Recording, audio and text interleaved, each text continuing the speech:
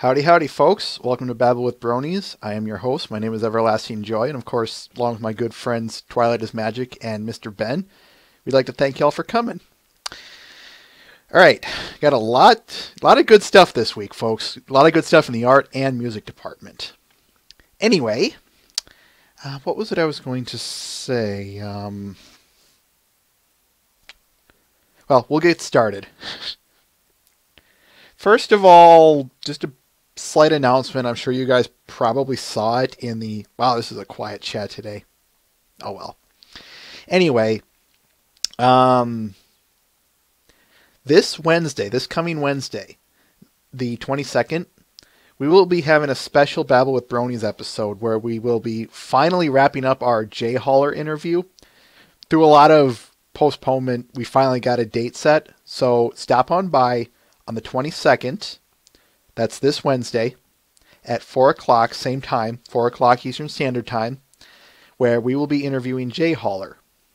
We will not be showing any art. It will be just a straight interview. But we will be showing content normally next week, which I'll just give it to you right now. We're probably going to be doing another episode review, episode 12, next Sunday. So, just a reminder, Jay Holler this Wednesday, and he's the lead behind Ponies the Anthology 3, for those of you who don't know. So, Jay Holler Wednesday, episode 12 next week, next Sunday. Anyway, without wasting any more of your time, we'll just get to the good stuff, shall we? This one, just for the news, this one is more for our bronies in Germany. Galacon is looking for volunteers. The volunteer sign-ups are open. Quote, booting time is over. Game's on for the 2014 Galacon preparations, and it's one-up time to log into our ranks of helping hooves for this year's convention. The sign-up for volunteers are now officially open. They have some notes here I'm not going to name, but if you're anywhere near Germany and want to help Galacon, check them out. Give them your word. There are contact details. volunteer@galacon.eu. It's got all of the stuff there. So again, just read it over. I wanted to address that to everyone. And, here's one. This one's kind of a follow-up from... This is a follow-up from the iTunes, or all of the songs being on iTunes. Now all of the Friendship is Magic songs from seasons 1 and 2 are now on Amazon. So, if you want to buy them on Amazon for one reason or another, there you go, folks.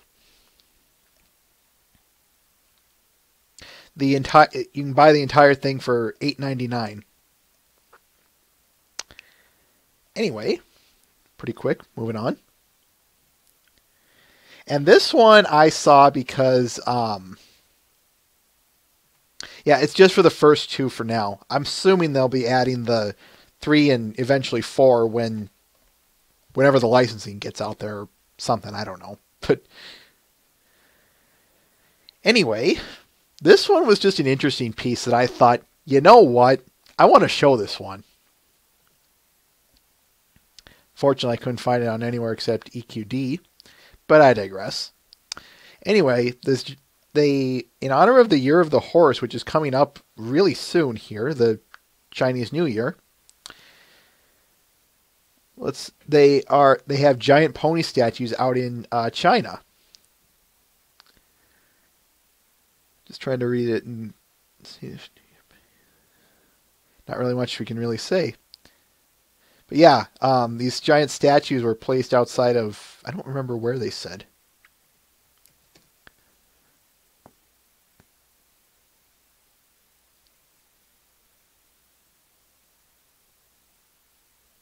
Oh, that's it.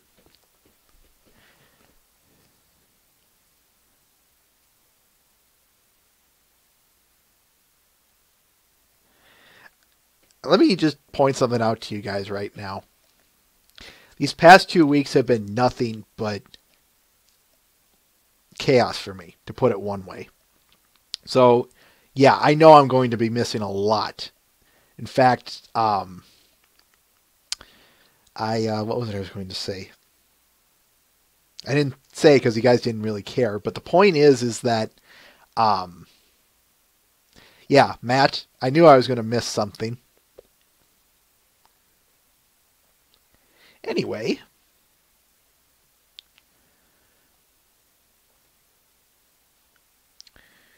I got that. And I see only one person here. At least of stuff that I have. So, Mr. Ben. So, alright guys. Art or videos? I will say this, we do have only one video this week. I was hoping to have two, but the guy never returned my... Yeah, go ahead, Matt. Throw a link. But anyway, art or videos. We have only one video this week. What was it I was going to say? What else? Oh, I knew it was going to be an art-heavy week, so I played it that way. Or at least I saw it. Art, video, 2, 3, art, 4, 5, 6.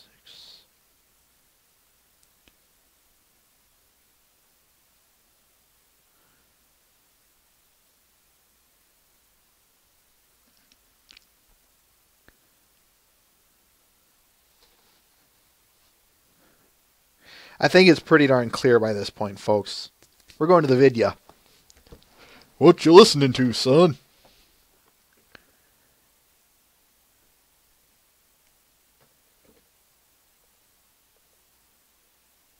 Oh boy.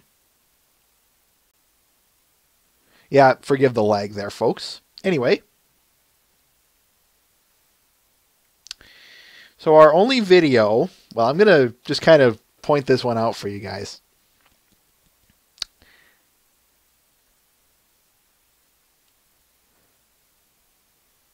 What was it I was going to say? Oh, yeah. Anyone who's ever been to my streams off Babble with Bronies knows that I tend to play these way too much and know way too many of them. So imagine my opportunity now to get a YouTube poop up here for all of you guys to groan and moan about. This one is titled MLPYTP, My Little X-Wing, The Force is Magic by Hoffy1138.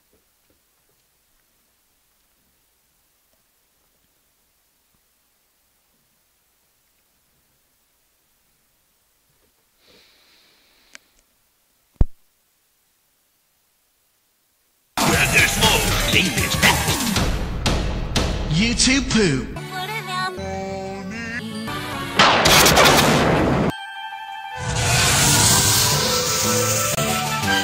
Now, what have we learned? Nothing.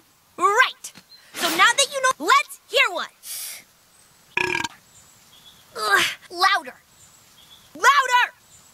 Louder! Force.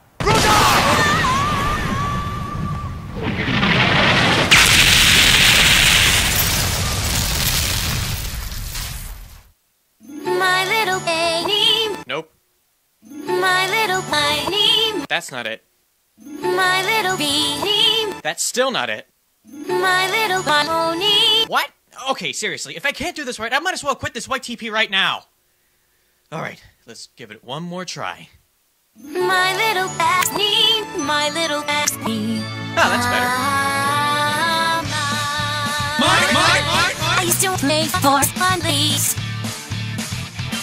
Oh no, it's Jar Jar Binks. We have my. Did you know you are my very best friend?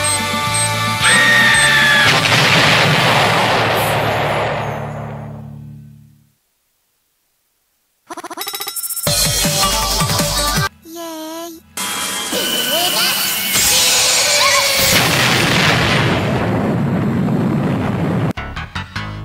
Aren't my wings smashing? smashing.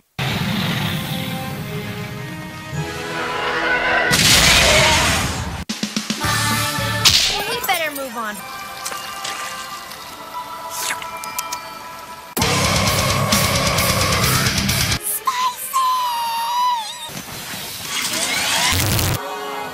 Whoa!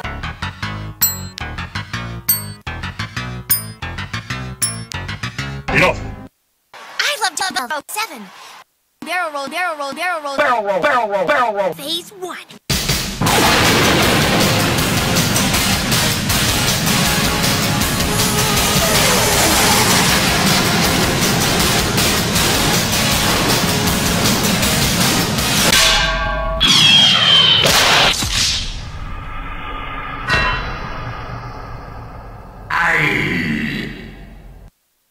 For I am Rarity!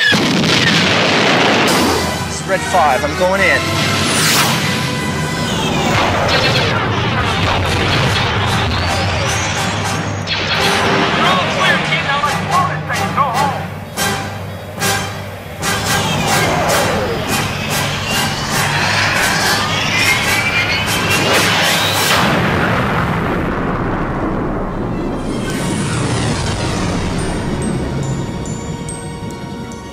So awesome!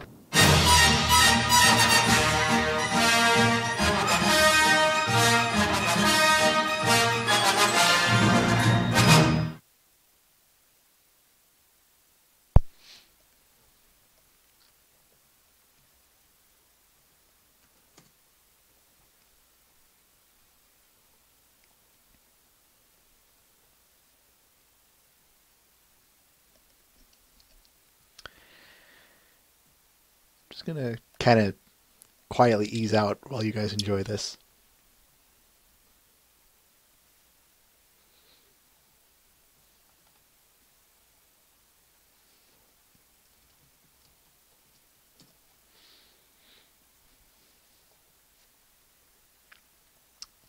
All right, folks. We have how many here?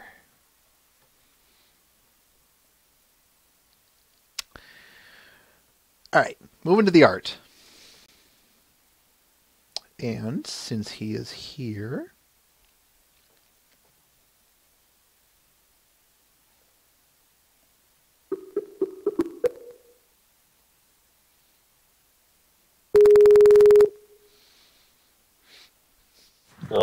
Oh, shit. hey, Tox. Oh, hey, hi, yes, hi. I am all set and ready to go. After that video, Yeah, that was watching football at the same time. all right, let's get started with apple pie, shall we? Alrighty then, I have it up. Alright, cool, I got it. It's Derpy and Rainbow Dash dialogue. I don't care which one. You can pick it. I'll take RD. Okay, good. Let's choose Derpy's my character. Derpy, did you hear the news? Pink is related to the apple family. Isn't that awesome? I love the apple. I do too. How does that make any sense? I love her expression at the end of this, as if to say, what? A lot of people actually have, I've gotten flack from a lot of people saying I should have added it in there, and I'm like, no, you need that in there. It just adds an extra element just because I wanted to have it in there. Exactly. And I'm like, I want to have it in there. I like those panels. Those things actually make really good prints, too. So I like those faces. I actually, almost in a sense, have a series of them going on with how many I've done with those last panel type things of the last 2.5 years. Now, this one was a very nice. Now, this is a really fun one to do. I was actually quite pleased by the way this actually turned out. How so? It was just I didn't really have an idea on the background for this. I knew basically I was in this run where I'm just doing a lot of Ponyville type backgrounds. Mhm. more intriguing thing that I found when I was working on this was I had to basically work basically from the middle of the comic. I worked from the middle and then spread out the backgrounds based off one of them in the middle. Um, for me, I know I could have done a better job on these backgrounds. They're not the best compared to like yesterday, like the last week's comment, the one before that, the Unwanted Hero one or the Bats ones. But this one is actually good enough because I actually got to play around with trying to do the BFF style, which is something I never tried before. Okay. How come? And Just no need for it? It's a combination of no need for it, and I actually needed. I couldn't really think of what to do in a thought bubble like that. I didn't want to draw like a legit Pinkie Pie and just like waste more time trying to draw that. And I just decided last second when I was actually working on this comic to actually make the BFF style. So that was a very last second decision. Shall we move on to the next one then? Oh yeah, sure. Let me get it out. Now, I want to, before I go on, folks, I do want to say something. First of all, this is how busy I've been. I haven't even had time to read his comic yet. Oh So boy. I'm doing this one completely blind. 2, I haven't even seen the new episode yet. So bear with me that I have absolutely no clue about any of this. I'm not even joking about that. And yes, that's how, if I don't watch it live, that's how far I can fall behind. So who do we have to It's voice? basically Scootaloo and literally just one Rainbow Dash voice. You can take the. I'll take Scoots. Okay, fine.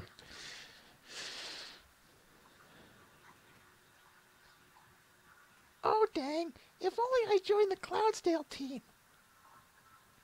I know you should have joined us when we... Ahem. I love this. I love this. Yep. This is one of the more fun ones I've done recently. I got to see that third panel again.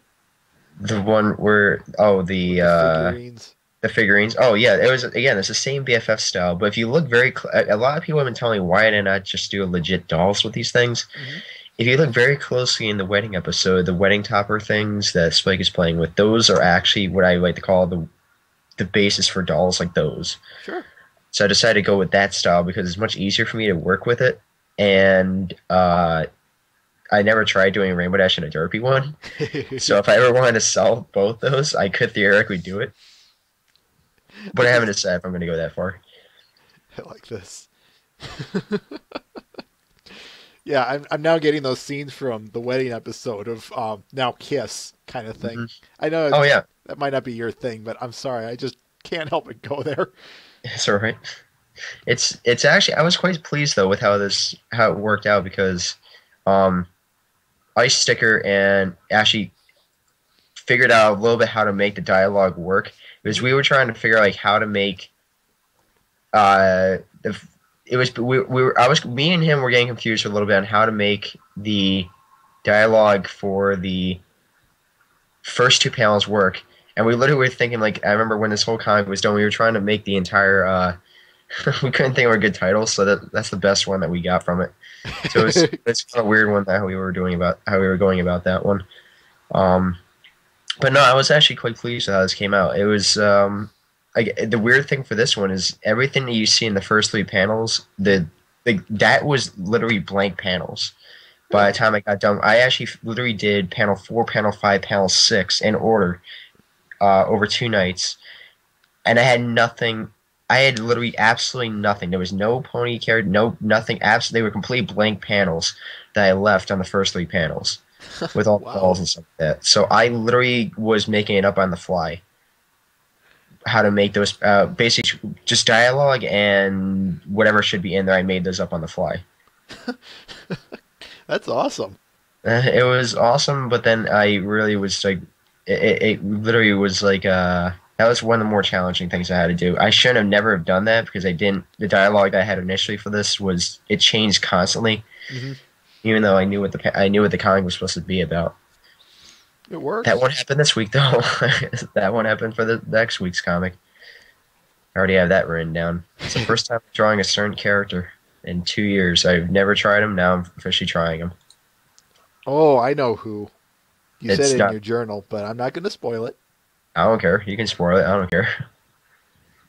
Discord, folks. Yeah. And yes, I am so looking forward to that because I want to see your Discord. It's probably gonna be absolutely crappy. I'll put it that way.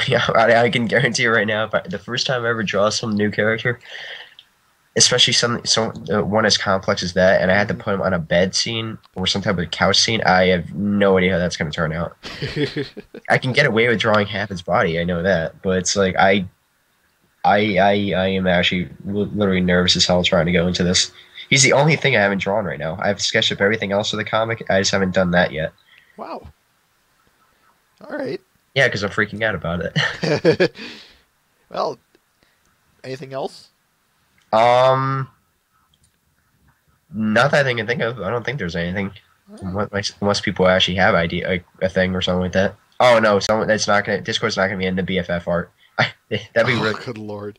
I actually know someone who actually did that. It's old stuff floating around, but that's Just that old stuff. it's just that old stuff. And there's always artists, as everybody knows, even there's always artists after new episodes, even especially back then, that if there was one thing that was big, like let's say like the Flutterbat thing, Yep. then everything's gonna get batted up or something like that. Uh-huh. So yeah, there we go. All right. Well, thank you for stopping by, Tox. Yep, no problem. I'm gonna chill in the chat as usual and watch the game. Sounds good. See All you right, then. cool. All right, yep, thanks. Ladies and gentlemen, Toxic Mario.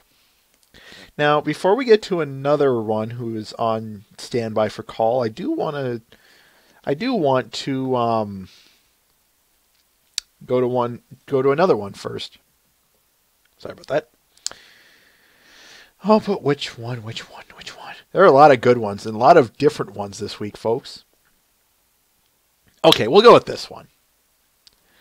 This one is by our good friend Silver Slinger, titled Apples to the Core Pendant. I saw this one and I knew I had to put it in because just take a look at this, folks. This is really complex, at least to me, of course, because he has to utilize different colors to emphasize the backgrounds and foregrounds. And in terms of pendant work, that's impressive.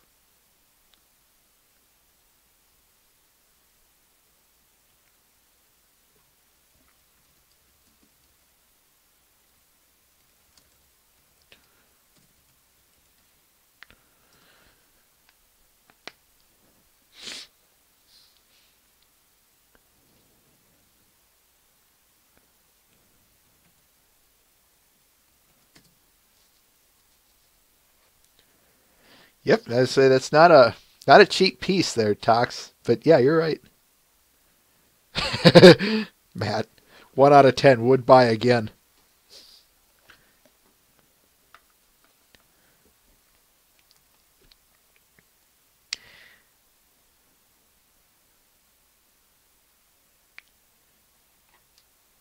All right. Now, for the next person.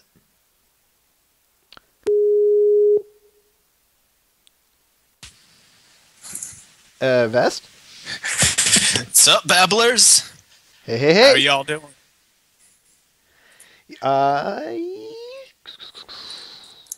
Bringing it up. first of all, let me just get this off my chest here really quickly because we have just had quite a magnanimous revelation here. How have you not seen the new episode yet, man? I'll tell you how. It's being stuck at work for 2 different jobs for most of your day, and then busy with personal pet projects that you have going on, whether it be Babble with Bronies or some other thing with your brother trying to basically hook you at every chance he gets. Oh, Now, but in the wise words of Pinkie Pie, P is for procrastination. Do that stuff later. I will give my brother credit, though. He He isn't here for very long, so yes, we do have to make time for each other. I understand that. And yes, the episode can wait. It's not go. It'll. Lurking now in the chat there, I see, Beth. I feel like a jerk now. Oh, don't worry. There goes my day. So anyway, what can you tell something us? for another time later. Trust me though. I'm pretty sure you'll like the episode. Oh, I know the big thing concerning the episode. I know I can say it because it's past the 24-hour rule, but yes, I am aware of what this episode did. So you can tell I know me. the returning of a certain background character. I was so excited when I saw Lyra. Oh, I just spoiled it. I'm sorry. That was funny. You know, it's 24 hours in some time zones, right? Yes. Well, like I said, I can say it, but I'm not going to. There we go. Don't complain at me, Malaysia. Your time has passed. Anyway, what can you tell us about the Edge of Everfree? The Edge of Everfree started out as, like a few of my images have done before, where it was just a background painting doing some practice, stemming from Toxic Mario's live streams. And for those of you who go into Toxic Mario's live streams, he will put on an episode of The Joy of Painting with Bob Ross, and we're actually getting a few participants in that now. So I'm actually getting some competition alongside these. So now is it no longer just me versus Ross? Now it's us versus the house. So this is like blackjack rules, where it's several of us versus one guy who always wins for some reason. So I've got to practice, and this is one of those instances of just hunkering down. And I started out with a Ross challenge I did a couple weeks ago, and it turned out really good, but I wanted it to turn out better. So I was trying out some experimentation. And as my usual rule is if one of these background paintings starts coming out a lot better, and if I want to post it, my rule is I have to put a pony in it before I post it. So, well, why not something else like, I don't know, a superhero or some other character? Why a pony? I'm just curious. Because people love ponies. Fair enough. No other way to describe it. I get the biggest reaction whenever I put ponies in things, and whenever I try like anything else, it's just never as big. And you know, especially when you're a freelance artist, you gotta get exposure somehow and get circulation through things. So, you know, I don't like to say I did it for attention, but let's be honest here, I did it for attention. At least you're being honest. But hey, if people like it, then who are they to lambast me for it? Exactly. I mean, look at me. Yeah. But go ahead. Also on the flip side, I also really, really, really, really like the source material, so I have that going for me. Yeah, that helps. Why Zakora? I mean, you know, you could have put anyone there. Well, when I looked at the image, I saw the comparison between like this very claustrophobic, cramped woodland environment, and then the other one was like really open and dreamlike. And I just came up with the idea of kind of coming up with a different interpretation of Everfree Forest, where, you know, when you're on the outside, when you're in Equestria looking into Everfree Forest, it's full of brambles and thickets. It's really dark and uninviting. And then I was thinking, it's like, well, if you live inside of Everfree Forest for a while, what's the outside world look like? So while Everfree looks very dangerous and unforgiving from the outside, if you're on the inside of it and looking out, the world looks dreamlike, almost unreal. And so I wanted it to be a little bit tense when you look on the right side of it, where it's like, it looks warm and bright and cheery, but kind of to such a sense that it's almost unsettling. So I did a couple, so I kind of did a flip around, an old switcheroo on the themes between Everfree and Equestria contrasted. So now Everfree Forest looks more inviting, and the outside of Ponyville looks a lot more almost, I don't want to say dangerous. Yeah, it's just unsettling. Impressive. That's That's a very interesting and awesome take on it. Yep. By the way, is there a little poem or something in the description here? No, but in the comments thread, and you might not want to read that out loud because my good friend Healing Blight and I like to go at it. Fair enough. Oh, I do have a silly question, but I'll ask it because of the nature of it. Did you use Van Dyke Brown? Oh yes. and I love those Indian reds. My And personal Lizard favorite is the Crimsons. Phthalo Blue. I always like that one. Yeah, I love that silent P at the beginning of it. I always pronounced it Phthalo. Phthalo. Yeah. Like, dude, you gotta wash it in Phthalo blue, man.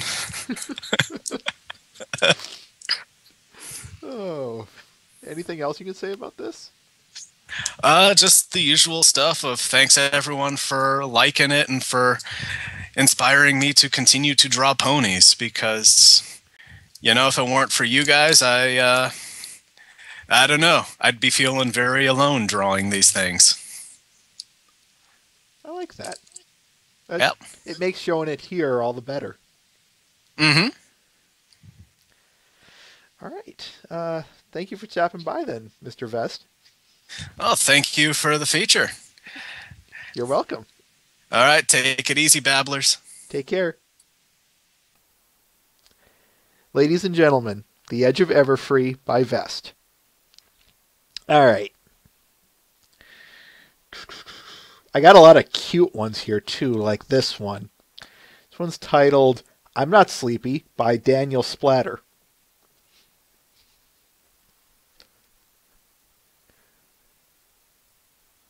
Matt the Shadow Man. Yeah, it's probably not hard to see why I put this one on.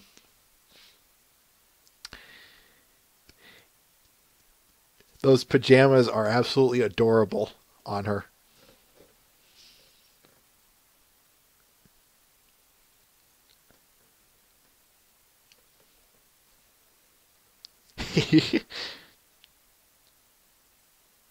Oh. Yo, I kind of like your comment there.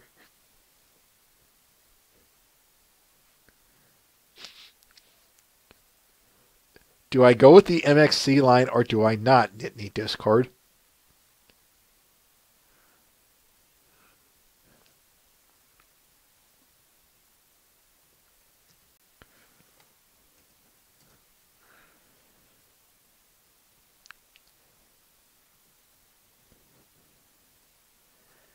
Well, if I went with the MXC line, that is, well, you're wrong. I would actually be incorrect myself. He is correct. There is an Alasso drawing here. This one's titled Apples Under the Sky.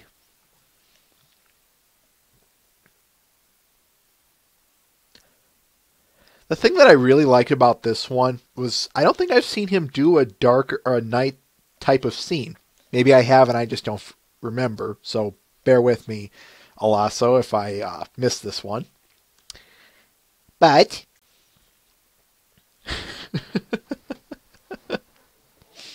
and get fired up for MXPC. No, I'm not going there. Anyway, yeah, take a look at this. Like I said, I don't think I've seen him do many low light settings, but I saw this one and I thought, I got to put this one in, even if he wasn't a regular here. I love his eyes on Applejack here. They stand out in a very good way. So it's a really nice piece.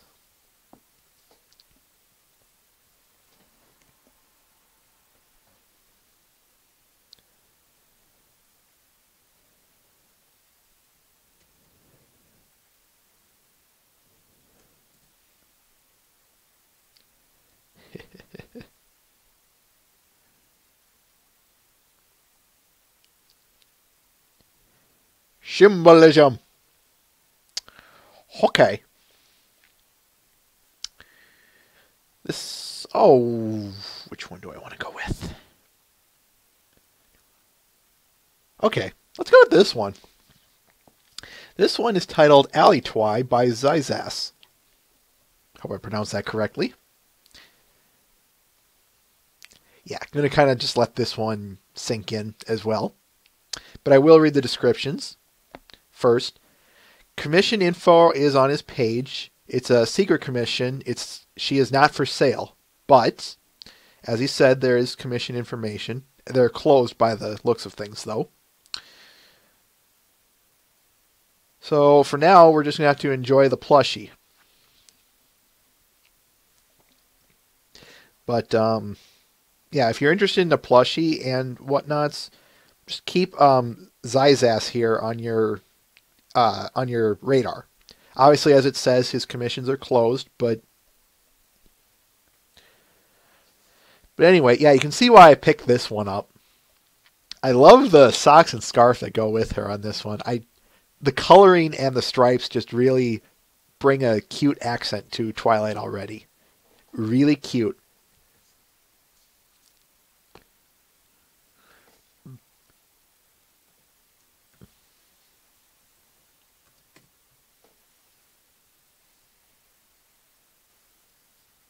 Now you're just trying to bait us, Twilight is magic.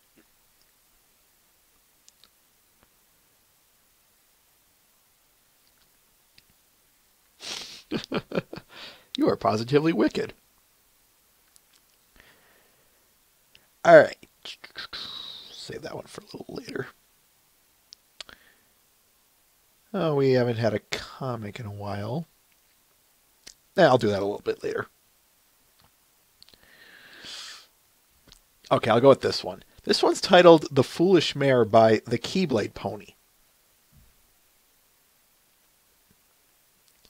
I got this one, I got a recommended from this one from our good friend Twilight is Magic to put this one in. Kind of see, the thing that I really like about this one is it goes for a more horror type of feel to it. I love the clones popping out of the water. It kind of reminds me of something out of, I can't remember the movie, but I do remember this looks like something out of Resident Evil 5, which is a game I played. Say what you will about it, I still like that game. And I don't care what anyone says. Oh, and by the way, the rocket launcher is overpowered. Anyway. Let's kind of let this one speak for itself.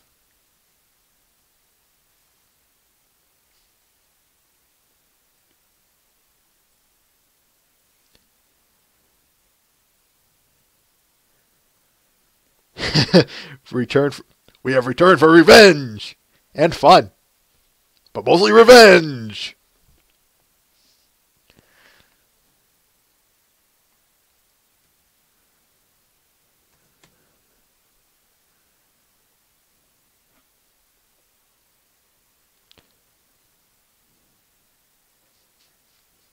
No, I don't think so, Dark 92 Enigma.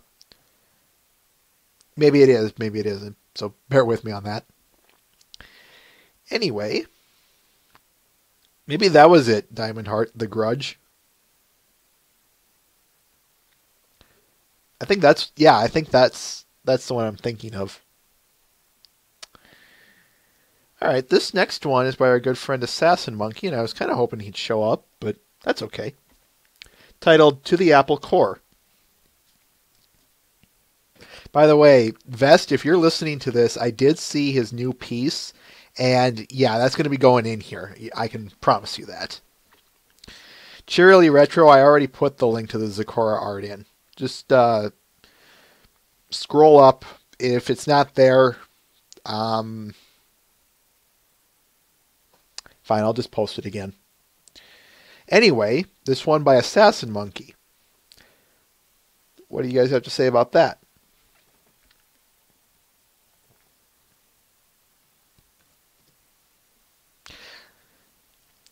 I like the scene with, I like this scene. I'm glad he captured this scene. He probably could have captured just about any of them. To be fair, though, this one was probably the one that stood out the most, and was the most memorable of that episode. But you know what? I'm still glad he went with it. I like Big Mac's expression here. Probably a little more enthusiastic than in the show, but That's okay.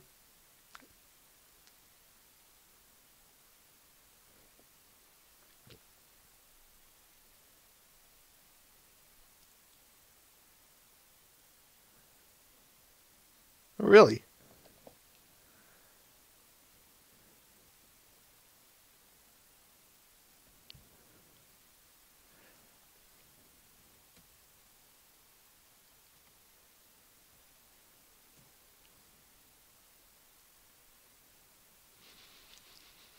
I actually can't wait till we get to this episode. It's another one of those it's so real type of thing. But anyway, at the risk of starting a discussion about it, let's move on. Let's see. All right. I can't really ignore this one any longer. It's just kind of staring at me. Here's another one of those cute ones, folks. By G. Dan S. Or Jaden. Jaden S. I'm sorry. This comes from a internet or a long time ago in an internet far away, or at least the reference anyway. If you get this, I will be impressed.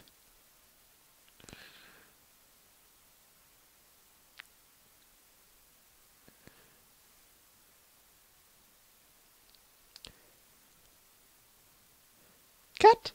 I'm a kitty cat. And a dance, dance, dance, and a dance, dance, dance. Cat. I'm a kitty cat. And a dance, dance, dance, and a dance, dance, dance.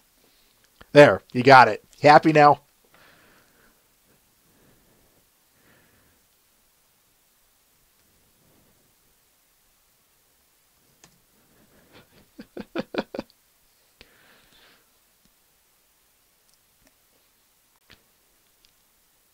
Yes, I love her little dance here. It is absolutely cute.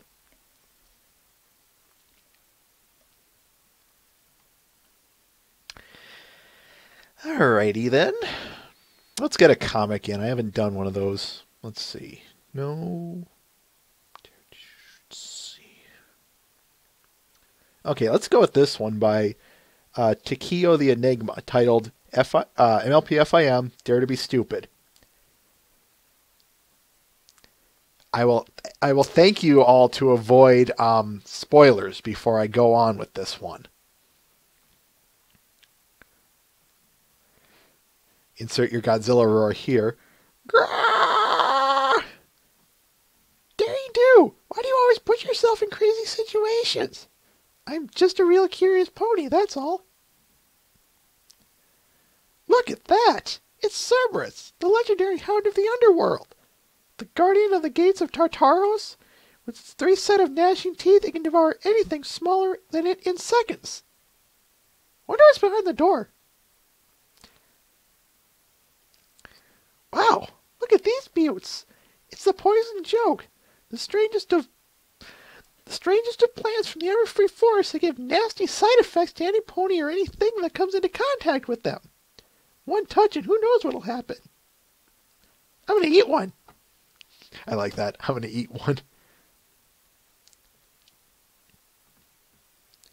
Holy Celestia, are you... Awizotl! Yes, it is I, the great Awizotl, keeper of world artifacts and infamous treasure hunter. Tell me, are you dazzled by my presence, little pony? Meh. I love that. Meh.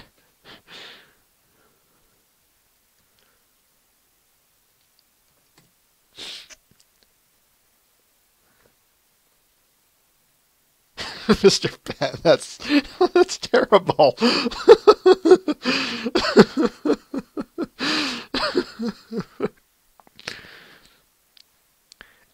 No. Rainbow Dash's best pony. Of course I could. No.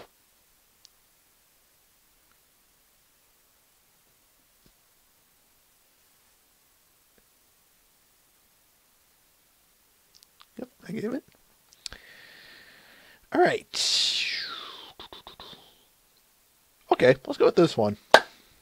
This one's by our good friend Epic Rainbow Crafts, titled Rarity, Wet Mane, Socks, and Applique. Hope I'm pronouncing that correctly.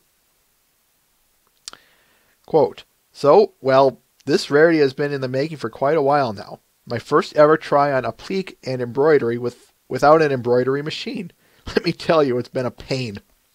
For me, my first time on an applique eyes and with those applique eyes and cutie mark, I think she turned out fine. Can't wait until I get my embroidery machine, though. Because she's my first test, I'm putting her on a lower starting bid. End quote. Last I checked, it was like $120 up to. It's still up for... Actually, no. The sale was over. There is no sale on it. I'm sorry. It ended yesterday. But I still wanted to show this one because, well, do I really need to explain it, folks?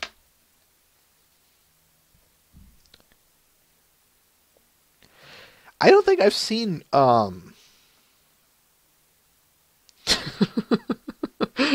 Knit. I'm sorry. I know. Actually, I don't know anything about that, but yeah, getting horribly mauled at the end. That's terrible.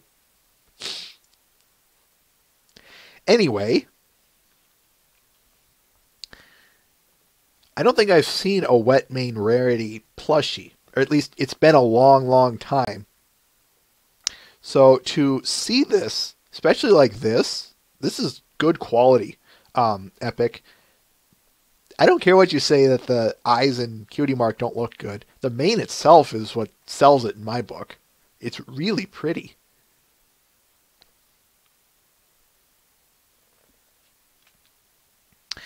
All right, moving on.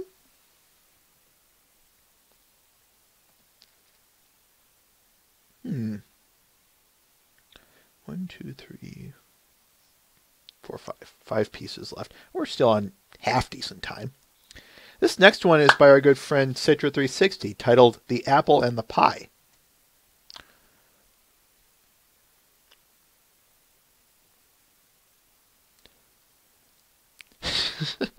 Yeah. Quote, that was quite a fun episode and fun drawing. Enjoy. End quote. I like the detailing you put behind this one with the red eyes. Yeah, I think they hit that in the episode, that one picture, but just that one picture they hit the red eyes problem. So to have them with this picture is all the funnier if you ask me.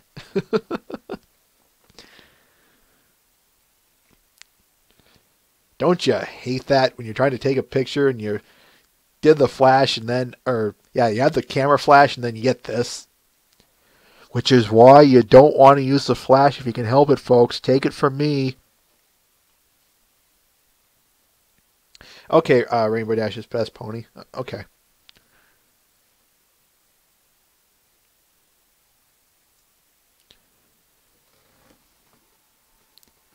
They're circular, but yeah, it's an interesting point, Rainbow Dash's best pony. Matt.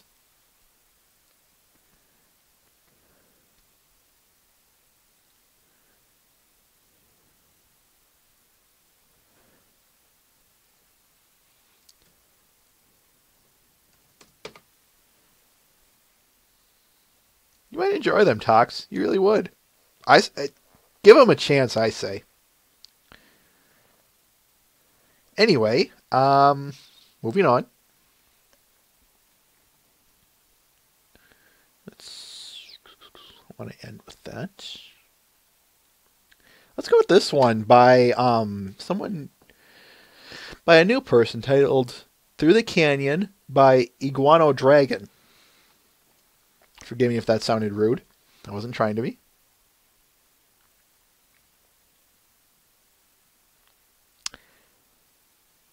Quote, this is an acrylic painting of Fluttershy walking somewhere.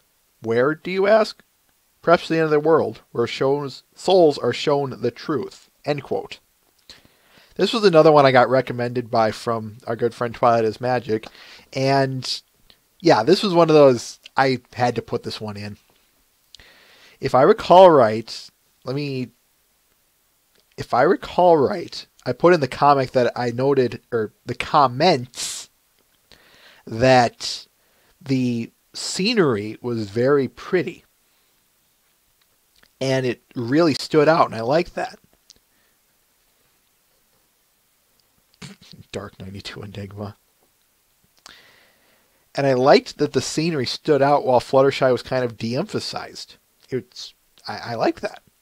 Not it doesn't work all the time. I'm just going to state that. But here, I think it's really pretty.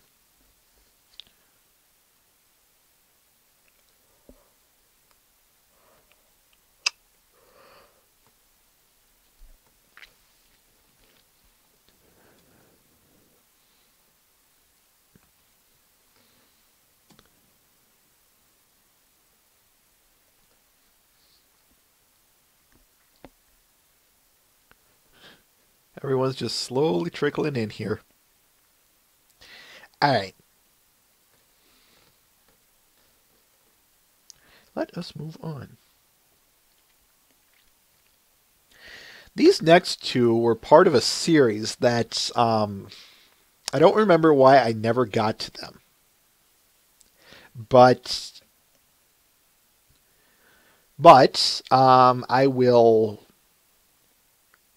I will be showing you these parts 3 and 4 here. This is by Uotapo. Hope I pronounced that correctly, because I know I probably didn't. Titled Sunset Helper, numbers 3 and 4. We'll start with number 3, of course.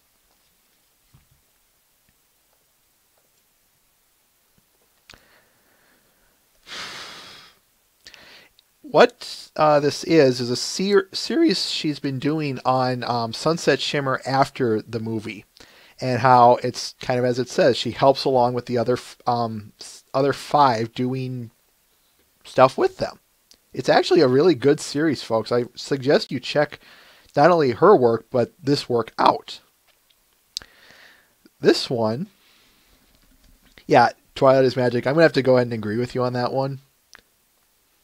And yes, Coco Pommel in the back there.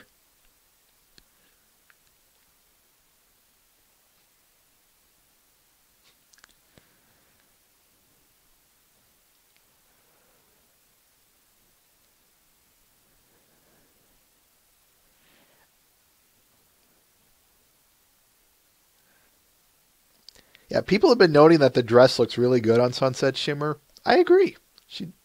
Somehow I'm curious if she wasn't... I'm guessing she was modeling for Rarity there, but she thought, make one for her or something like that. I don't know. Either way, I like it.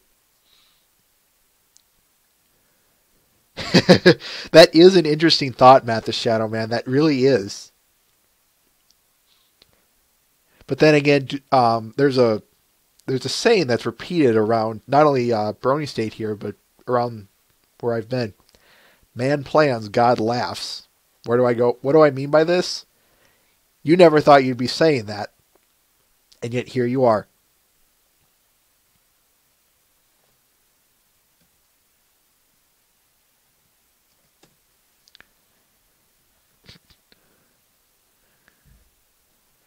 This next one, number 4, is with Pinkie Pie.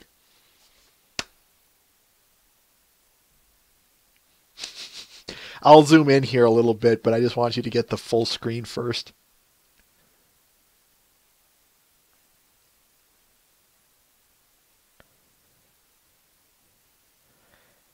Happy half birthday for the Cake Twins.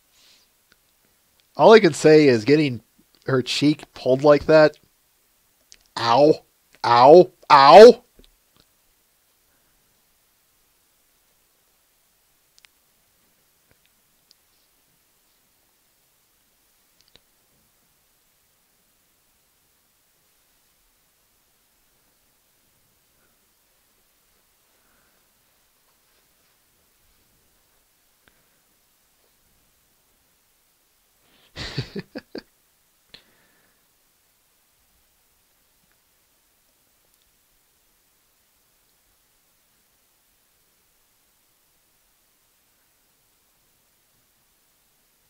It's a really pretty picture. I like this one because I could see something like that happening. And you know what? I'd like to see it.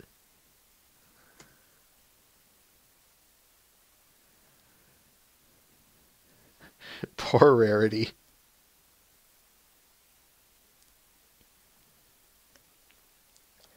All right, 2 left. We're doing really good on time here.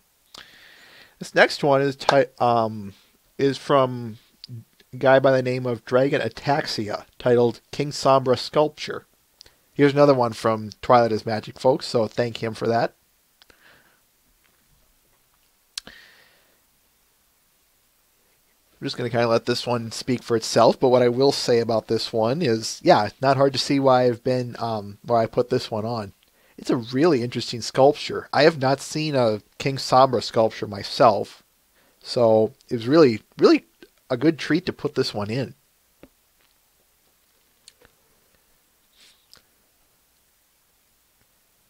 I love the eye detailing on this, the smoke.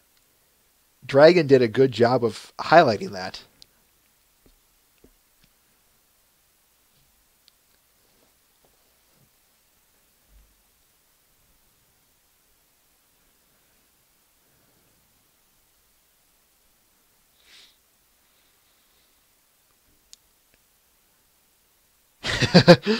Lines.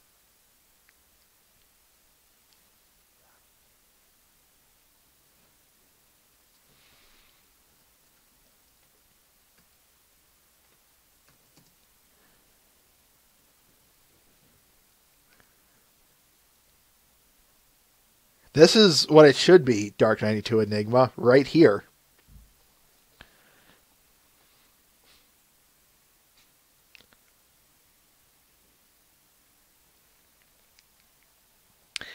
All right, and last on our list is a comic that I wanted to save for this one. This one also comes from Twilight is Magic's Art Huntery, titled The Dominant Species by Saturday Morning Proj. I'm assuming it's supposed to be Project, but I'm guessing DA cut it off, so I'm going to pronounce it as Saturday Morning Project.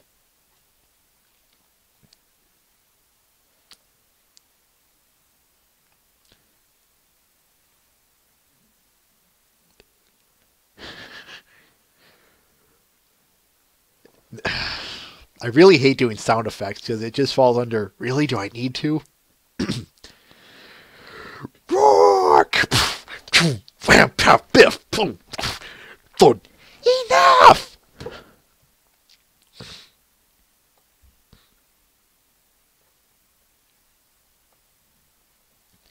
I can't believe this.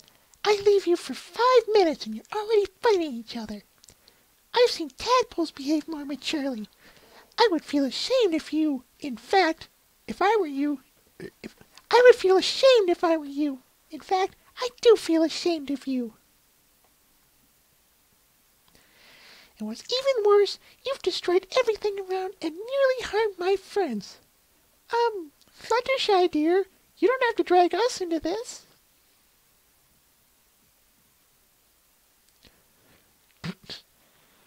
EJ's gonna ruin for him.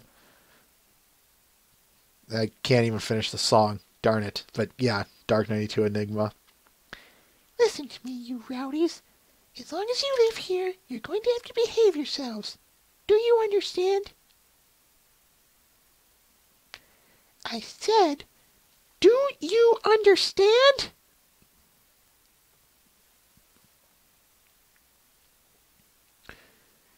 Yes. Yes, and? We're sorry. Amazing.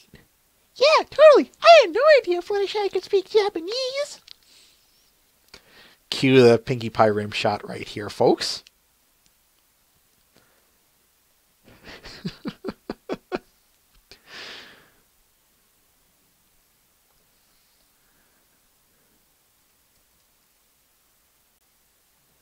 Ultraman, Thunderbolt, Ultraman.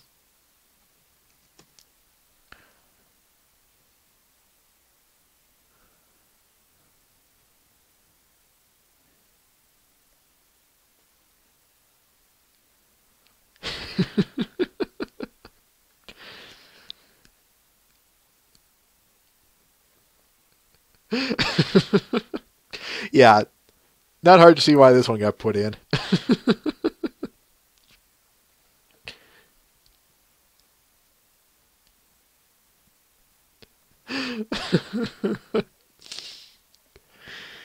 And with that, we are done, folks. So, y'all ready for the ponies?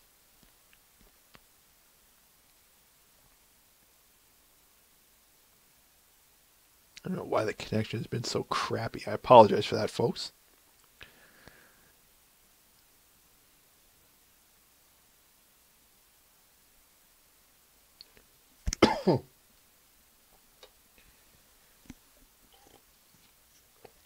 Okay. Then let's do it.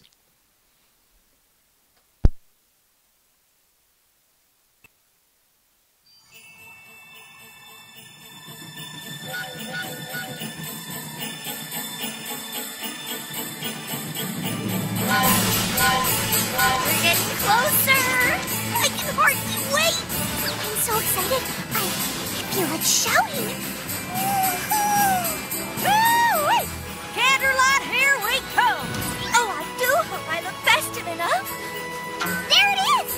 Canterlot.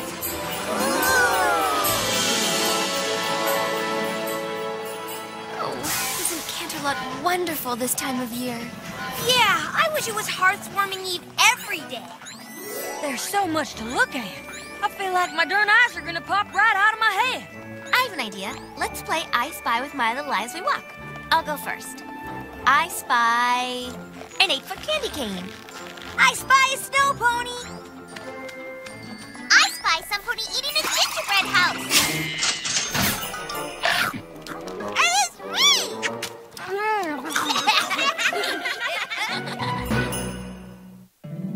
My little pony, my little pony. My little pony. I used to wonder what friendship could be. Until you all shared its magic with me. Big adventure, tons of fun. A beautiful heart, faithful and strong. Sharing kindness, it's an easy feat. And magic makes it all complete. You have mine. Do you know you are my very best friends?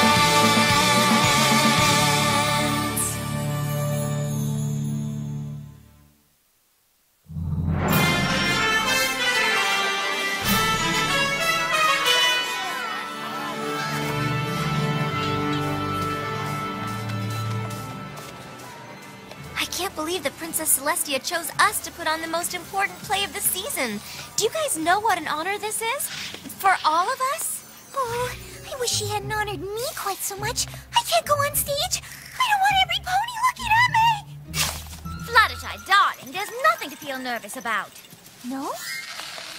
Of course not. All across Equestria, ponies are preparing their own pageants for Hearth's Warming Eve in their own towns. It's tradition. So you're saying they'll be too busy to come to our play? Well, no. We're in the Canterlot pageant, the biggest, most important production in all of Equestria. A lot of ponies will come to watch us. A lot? Hundreds. Hundreds? Maybe even thousands. Oh, my hair!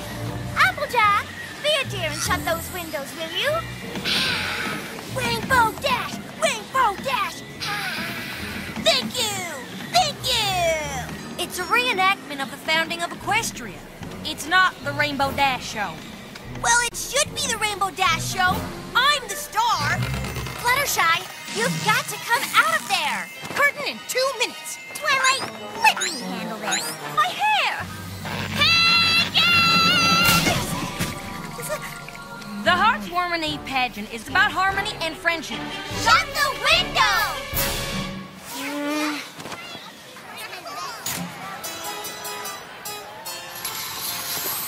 Once upon a time, long before the peaceful rule of Celestia, and before ponies discovered our beautiful land of Equestria, ponies did not know harmony. It was a strange and dark time, a time when ponies were torn apart by hatred. I know, can you believe it? During this frightful age, each of the 3 tribes, the Pegasi, the Unicorns, and the Earth Ponies, cared not for what befell the other tribes, but only for their own welfare. In those troubled times, as now, the Pegasi were the stewards of the weather. But they demanded something in return, food that could only be grown by the Earth Ponies.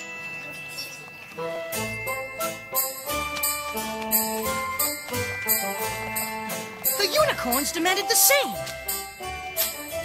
In return for magically bringing forth day and night. And so, mistrust between the tribes festered, until one fateful day, it came to a boil. And what prompted the ponies to clash? 'Twas a mysterious blizzard that overtook the land and toppled the tribes' precarious peace. The normally industrious earth ponies were unable to farm their land.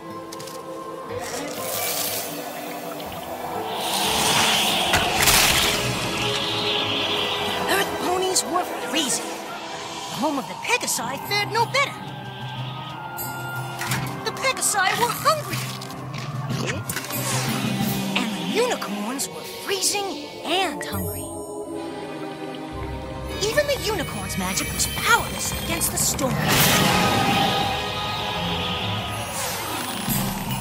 Each tribe blamed the others for their suffering, and the angrier every pony grew, worse the blizzard became. And so it was decided that a grand summit would be held to figure out a way to cope with the blizzard. Each tribe sent their leaders. Daughter of the Unicorn King, Princess Platinum. Ruler of the Pegasi, Commander Hurricane. And lastly, leader of the Earth Ponies, Chancellor Puddinghead. Perhaps the three tribes could finally settle their differences and agree on a way to get through this disaster.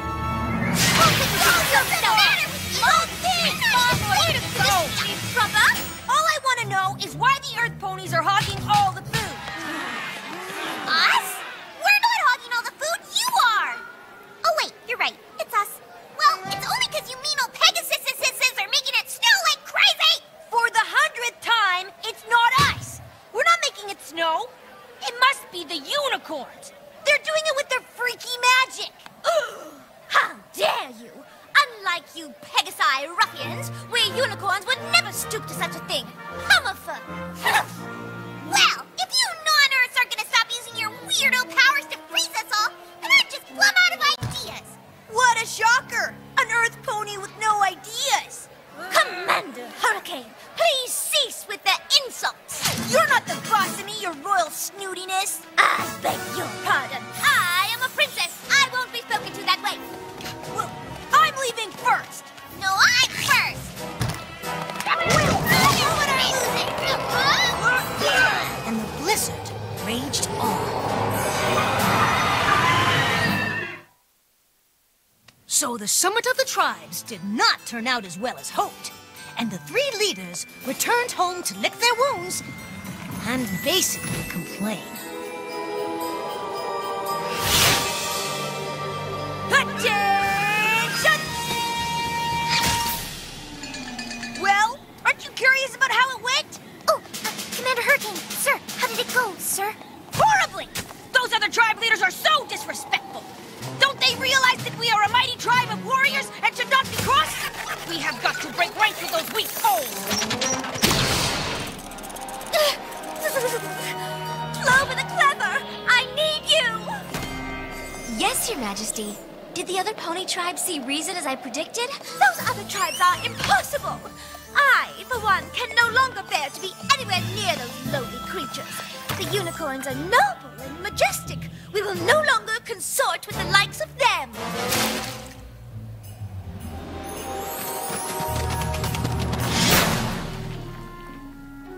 Wouldn't it have been easier to use a door, Chancellor? Maybe for you, Smart Cookie, but I am a Chancellor. I was elected because I know how to think outside the box, which means I can also think inside the chimney. Can you think inside a chimney? I didn't think so. Ugh. Oh my gosh, hold on to your hooves. I am just about to be brilliant! That'd be a first. I have decided that the Earth Ponies are gonna go it alone! Oh, so you mean the other tribes didn't come around? Shoot, I really thought we could get through to them if we... Don't worry about them. We're the ones with all the food, right? Actually, we're all out. Fine. Then we'll have to go somewhere new where we can grow some new food. And with me as our fearless leader, what could go wrong? Where should I start? The point is, we must find a new land! Come on, Private Pansy. Let's get a move on. Hup, one, hup, two. Get a hold of yourself, Private. We cannot let anything distract us from the mission at hand. To find, and if necessary, to conquer a new land. Conquer, sir? Never know where enemies might be lurking. I don't see any enemies, Commander. Just snow. Aha! Who's that?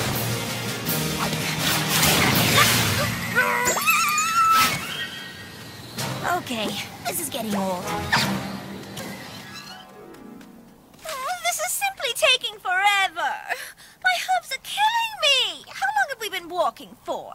About 5 minutes, Your Highness. I never imagined finding a new land would be so hard. But it'll all be worth it. Don't you agree? I actually think that the 3 tribes could have tried harder. Stop!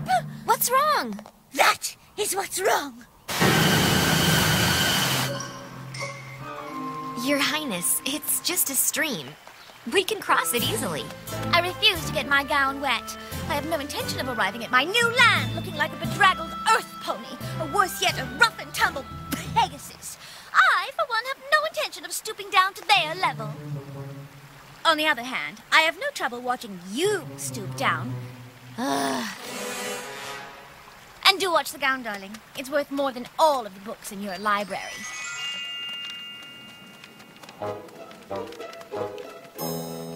Yes! This is definitely the right direction. It feels like we're going in circles. But that's impossible. Are you suggesting that I'm reading the map wrong? Absolutely not, Your Chancellorness. It's just that there are holes in the map and... Of course! How else could I see where I was going? Yeah, Or talk. I need to be able to talk. I mean, how would we survive if I just suddenly shut up? Heaven forbid that should happen, Your Chancellorship. It's just that the map is also upside down. I got a news flash for you, Cookie. The Earth is round. There is no up or down. You're right. It's such a relief to me that you're in charge of this map. Relief? You don't need relief. If any pony needs relief around here, it's me. I'm a chancellor. I'm a big shot. You're just Secretary. Whatever. You take the map. Will I enjoy some relief? Yes, Chancellor Puddinhead. And so, each leader encountered obstacles along the way. But eventually, they all arrived in a new and wondrous land. No pony had ever seen paradise before. This is the new land we've been searching for! What a view! I can see my future house from here. I proclaim this new land to be... Pegasopolis! I've never seen such jewels. This ruby is dazzling. This whole land is dazzling. I'm double dazzled! In the name of the unicorns, I hereby dub this land Unicornia. The air, the trees, the dirt. This dirt is the dirtiest dirt in the whole dirt world. And fertile, too. Perfectly grown food. In the name of the Earth Ponies, I think I'm gonna call this new place, Dirtville. How about Earth? Earth! Congratulations to me for thinking of it. We found our new home.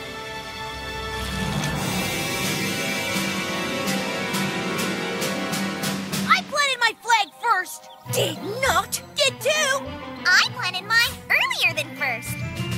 All of you riffraff are trespassing in Unicornia. The name is Pegasopolis. Earth!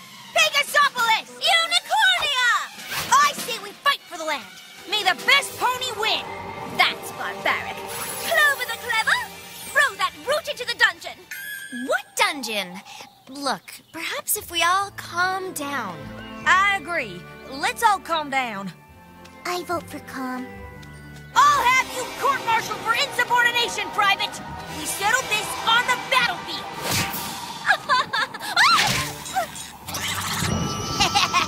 Who dares throw a snowball at royalty? Wait a minute. Where did all this snow come from anyway? Oh no, not again.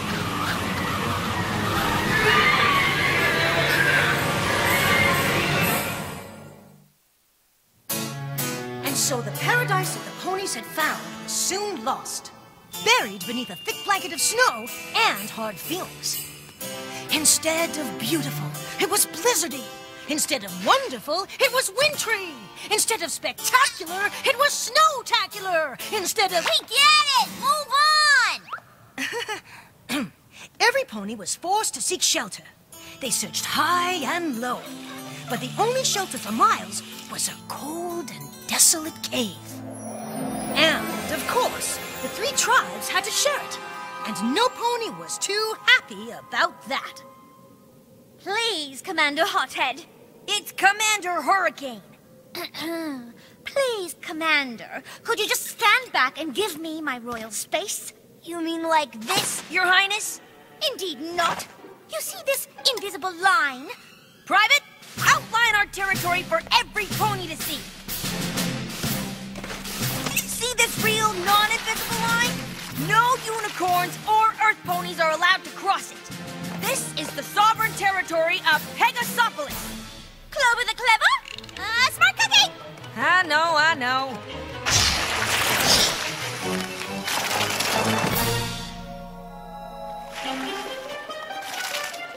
What are you doing? Don't go around the rock, go over it. I'm not giving up an inch of territory to the enemy. That rock is clearly on the Unicornia side of the cave, and it belongs to us. Who knows? There could be jewels inside. I claim this rock for Pegasopolis. Unhand that rock this instant, you scoundrel! Oh, look! You found my rock! I've been looking for it everywhere. Hey! You invaded our territory! Finders keepers, losers reapers! That's the last straw! Give me my rock! A royal order! Put it!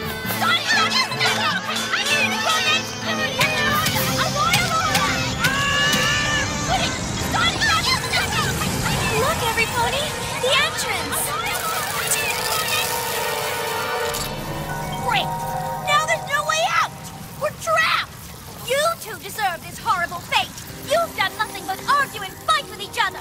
You've been fighting too, Your Highness! Yeah, worse! I haven't been fighting nearly as much as you! Oh, ridiculous! A unicorn never stoops to fighting! That's just because you wimpy unicorns know you never win! Earth ponies are numbskulls! Pegasi are brutes! Unicorns are stuck!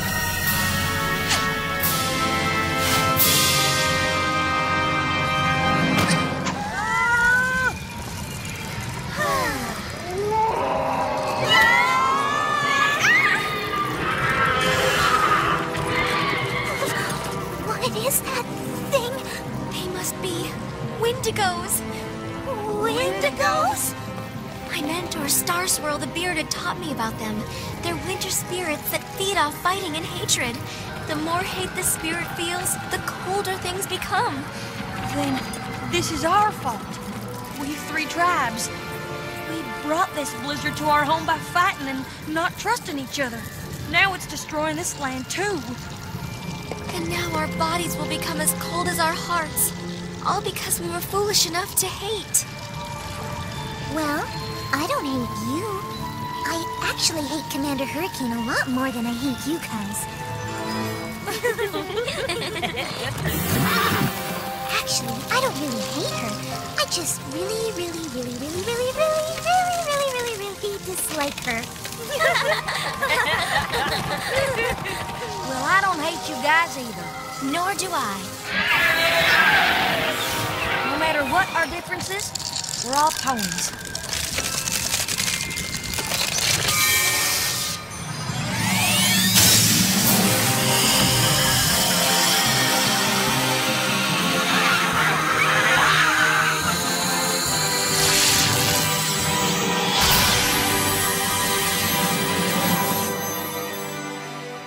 What was that? I didn't know unicorns could do that. I didn't either. Nothing like this has ever happened before. But I know it couldn't have been just me. It came from all three of us, joined together, in friendship. All through the night, the three ponies kept the fire of friendship alive by telling stories to one another and by singing songs, which of course became the winter carols that we all still sing today. Eventually, The warmth of the fire and singing and laughing reached the leaders, and their bodies began to thaw. And it even began to melt their hearts.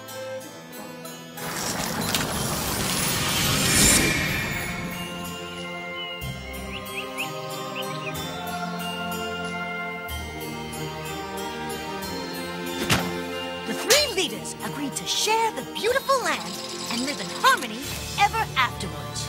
And together, they named their new land Equestria!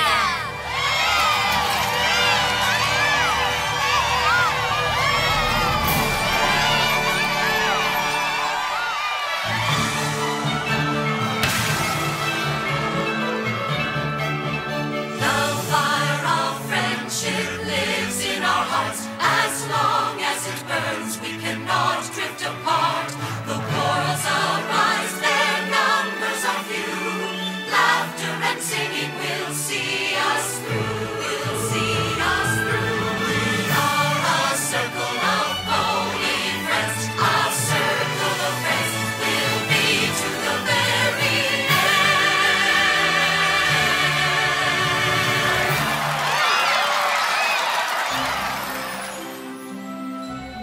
We should be so honored that Princess Celestia chose us.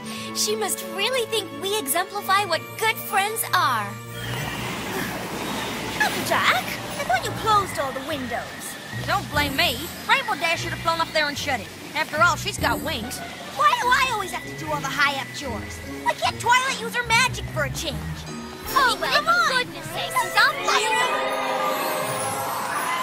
You know what? I got it.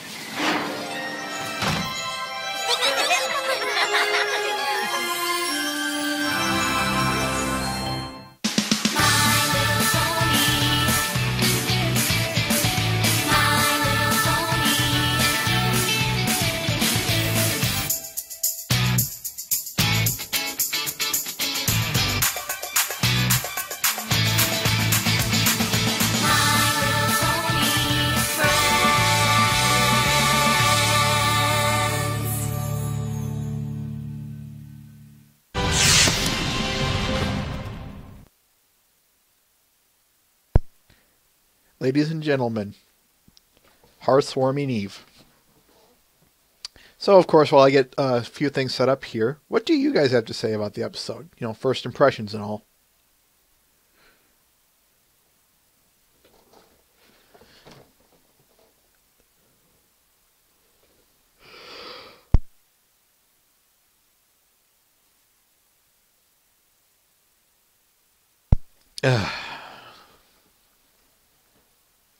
Anyway,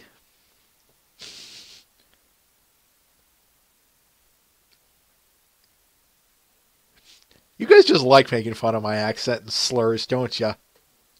Oh, don't ya, yeah.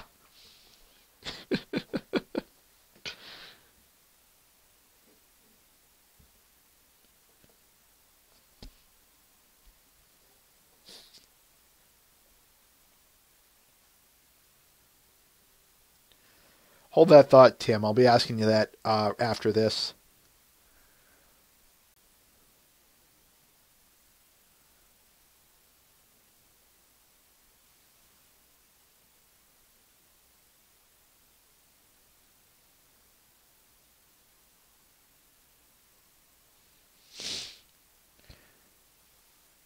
He says the fact that I'm not from Canada. And that is in actually no way a Canadian accent. Or at least not totally.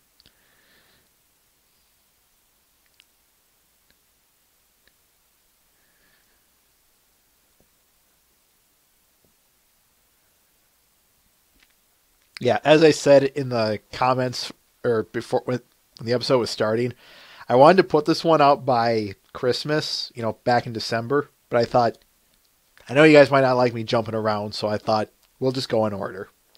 I will say I am happy that it's December, or if it were November, anywhere between November and January, and we showed it, I'd be fine with that.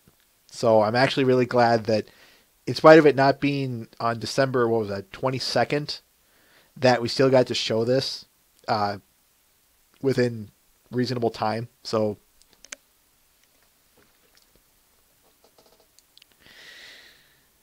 all right. Let me just bring up my notes here. How do I want to start this one? I think the best place to start would be with the first act of the play itself, or I guess, yeah, actually the first act of the play. So, what do you guys have to say about the first act of the play? That is up from where it starts to the meeting, to the after the first commercial break. That's what I want to say. To the first commercial break. What do you guys have to say about that?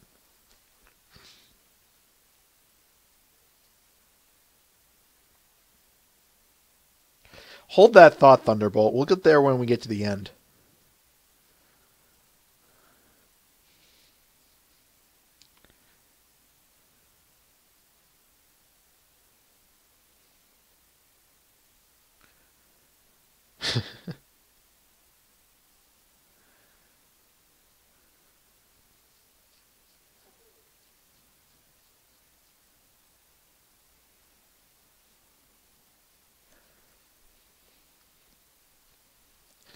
Yes, definitely this one draws a lot of this draws a lot from our world, some of those things, Twilight is Magic. And I think it was Dark 92 Enigma who pointed out we've got class or racism, we've got starvation, we've got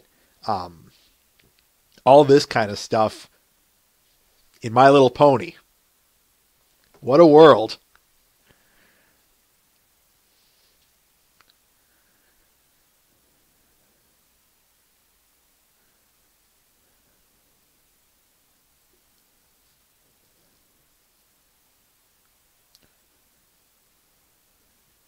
Definitely, Thunderbolt. Definitely.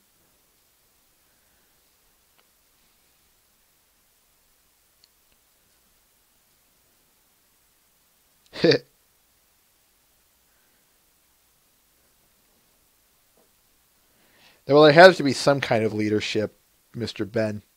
After all, government is a necessary evil.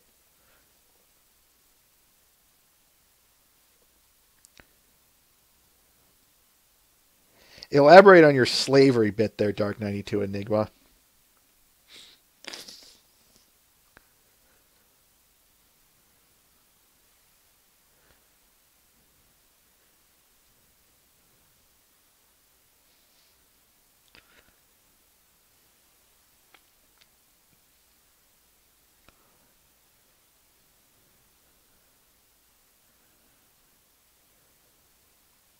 That's actually a good question that I thought about, Dark Horse. Hold that thought. After Dark 92 Enigma gets through his bit there, I actually want to ask that question to everyone.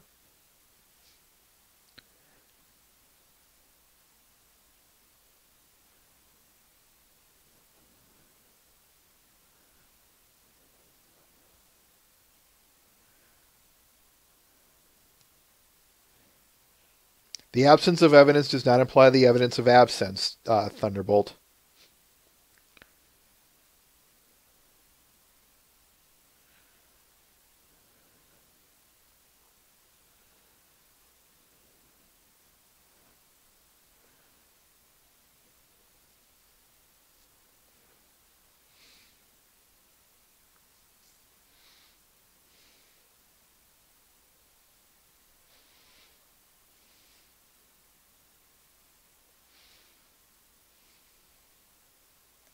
If anything, Matt the Shadow Man, something that's nice that I want to take a bit from yours is they show it, but they don't beat around the bush. Hold that thought, because when we get to an episode later, I'll be bringing that back up. But yeah, you make a good point. They show it in a way that kids can understand it, but not grisly or excessively graphic. But it certainly doesn't. It certainly doesn't try and avoid it. I agree with that.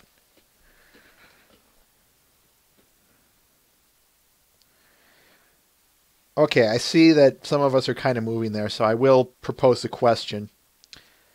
So what happened to the old place that they stayed in? What do you guys think?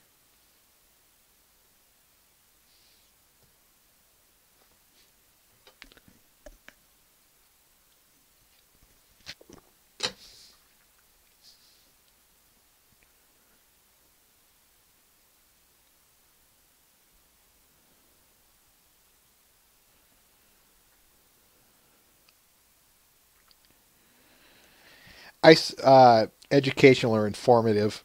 One wonders how this is educational or informative, but in a more stricter definition sense. But I'm moving off there.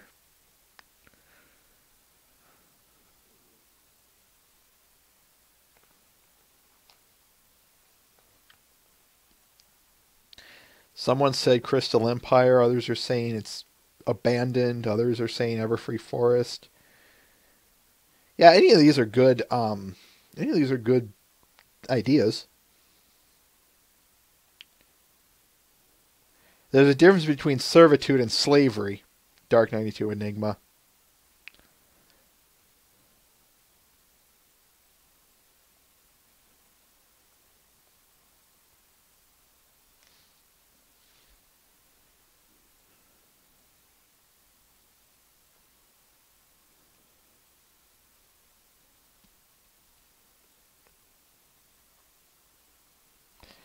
Sadly, they never give us any clues as to, where it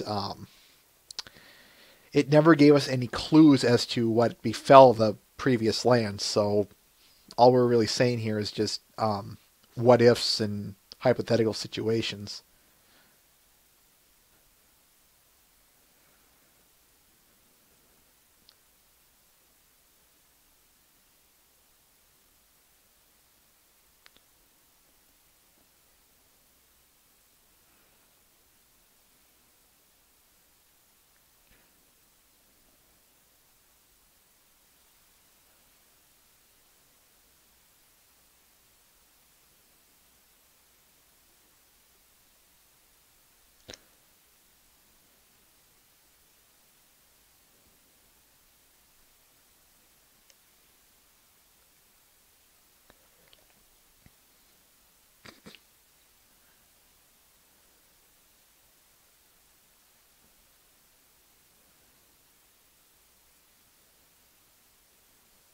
Oh, jeez.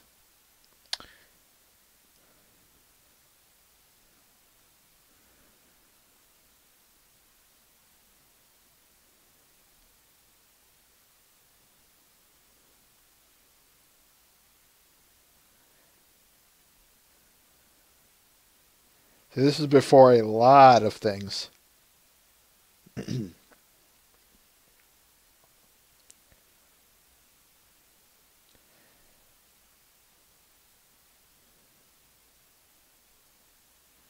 It might not be very big if that's the case, Matt the Shadow Man, or at least not back then.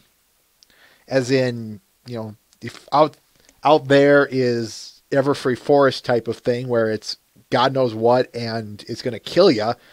Over there, it's the same thing, and behind me is more of the same. So all you have to go is forward, or north, or south, or whatever. The point is that if they all ended up, then it's either a really big coincidence if it's a big world, or at least big livable world for them, a really small one statistically speaking, or it's a really small world, after all.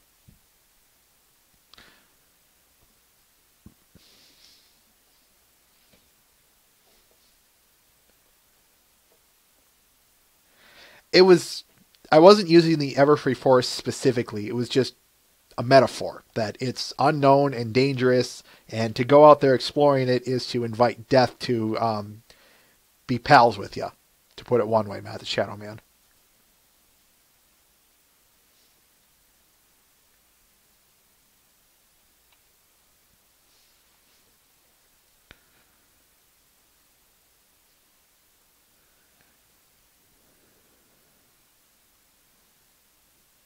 There is Thunderbolt, but that's just it. It's fan-made and such, so, fan-made being the key words here.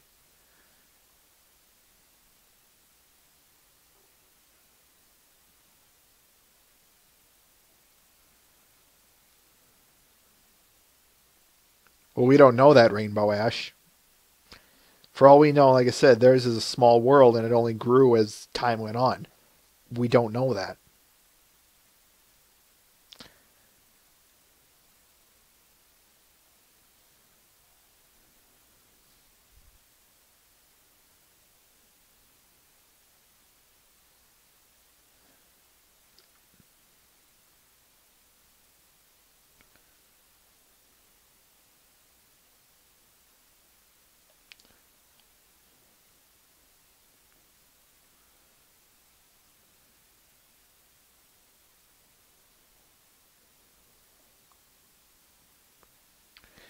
Equestria is a nation. We know that.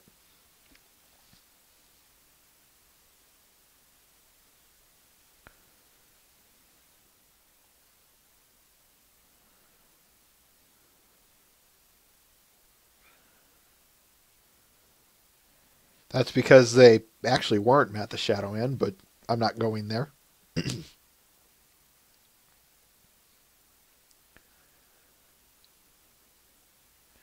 This could be 5 years before Celestia for all we know. Oh, wait, no, they do say long, so... Yeah, never mind. Scratch that.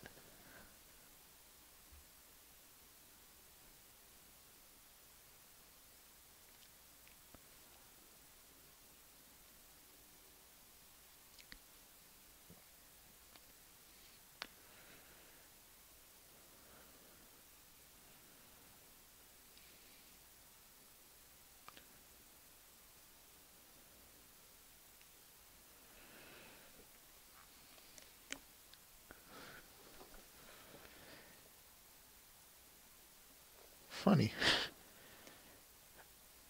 I think I have more to say about the episode itself than the than bits and pieces of the episode, folks. So, yeah, I'm just kind of sitting back and letting you guys take the reins for this one.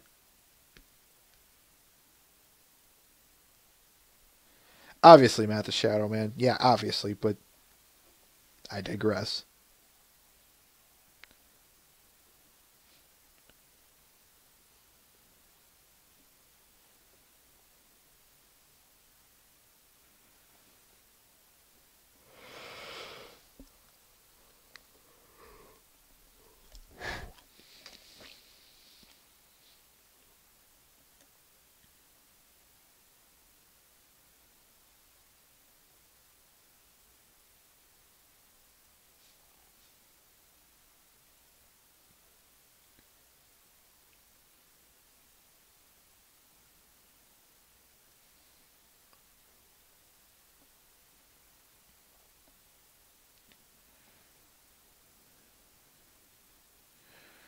Okay.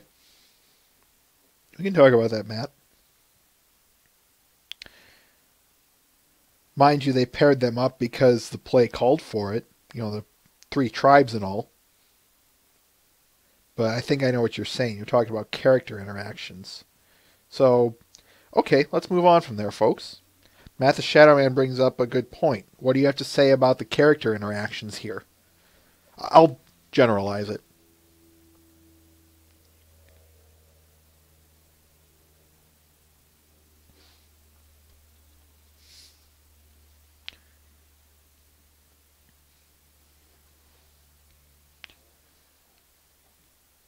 Hold the thought on the Wendigos, folks, because we'll get to them. Don't worry.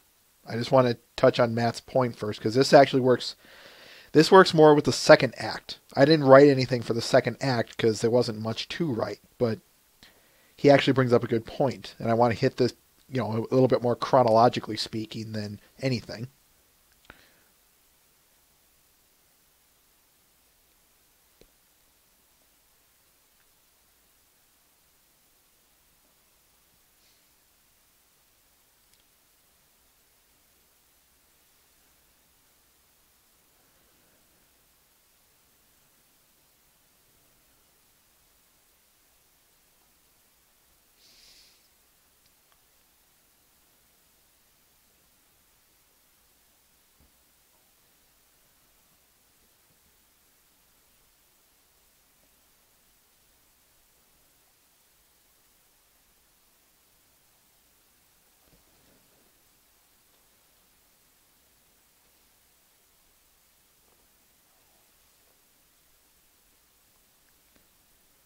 Yeah, Matt, you bring up a good point.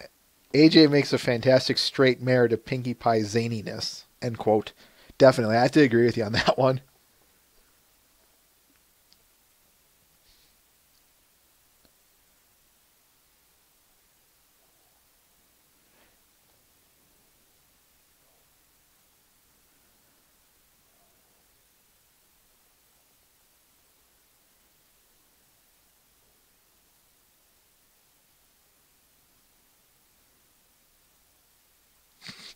Agreed. Snarky AJ is best AJ.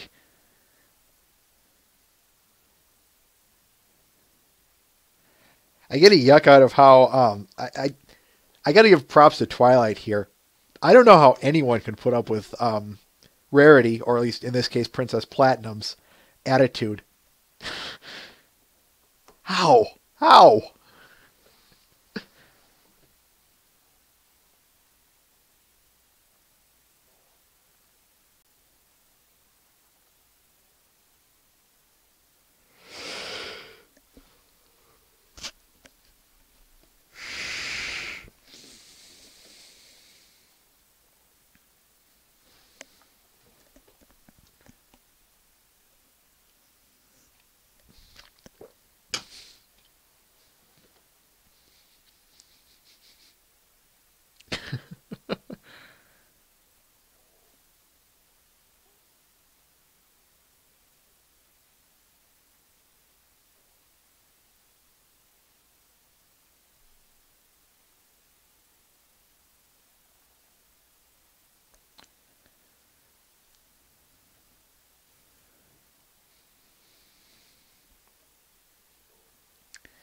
Okay, I see we're really going off track here on several things, so I'm going to say, all right, folks, what do you have to say about the Wendigos? Let's talk about them.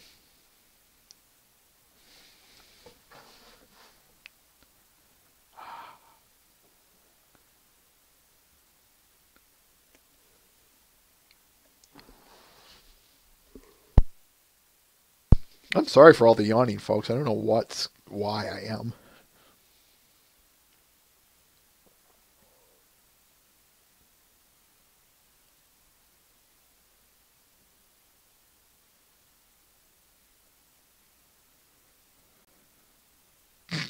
Wendigo-rific. I'll give you props for that one, Nit.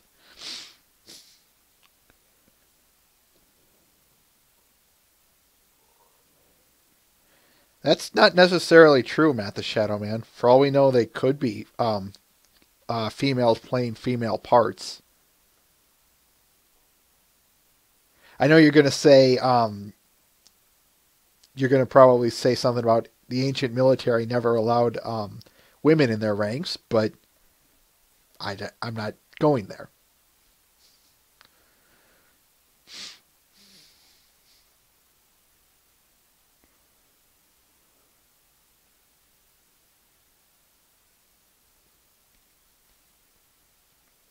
They use Matt.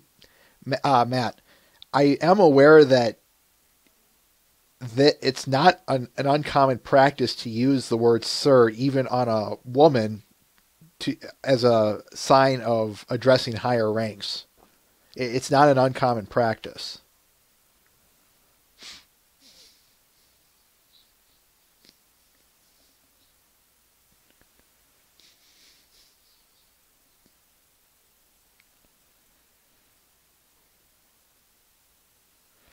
Go watch an episode of Star Trek.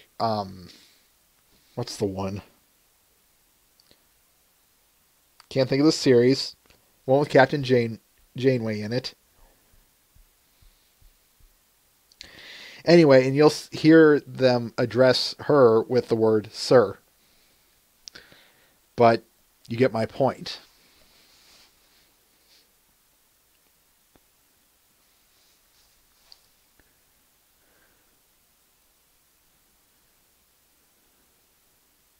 Thank you, Voyager.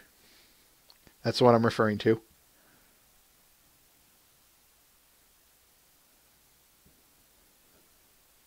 But I know it's just a TV show, but that's still partially my point. But anyhow, Anyway, Wendigos. What do we have to say about them? Carrying on from there.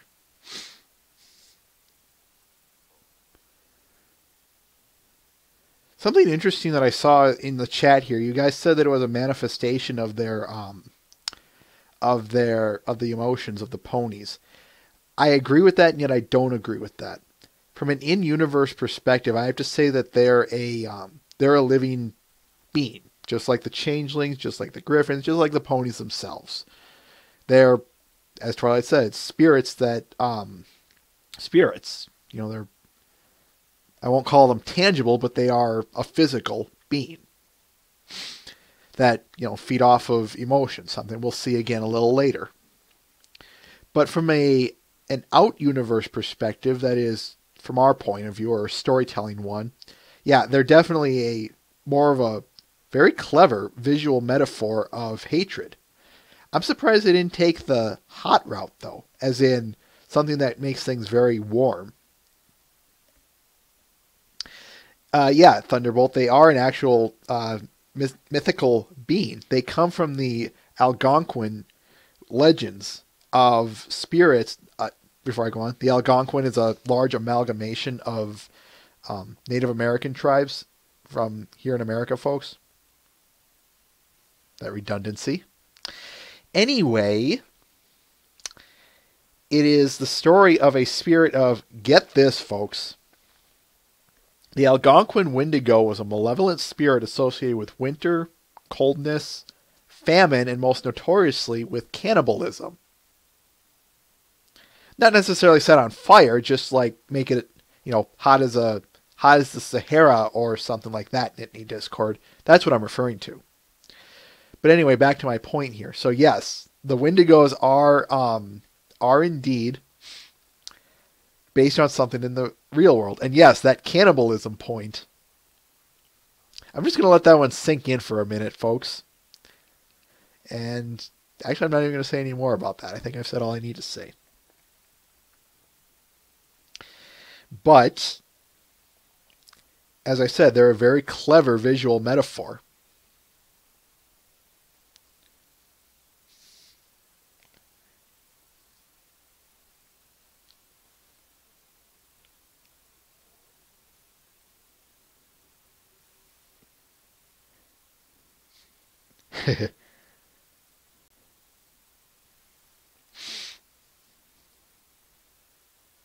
Something I do want to bring up, I've seen my fair share of complaints about the Wendigos, and this is something that you guys aren't asking, and that's okay, but I want to address it anyway for my sake.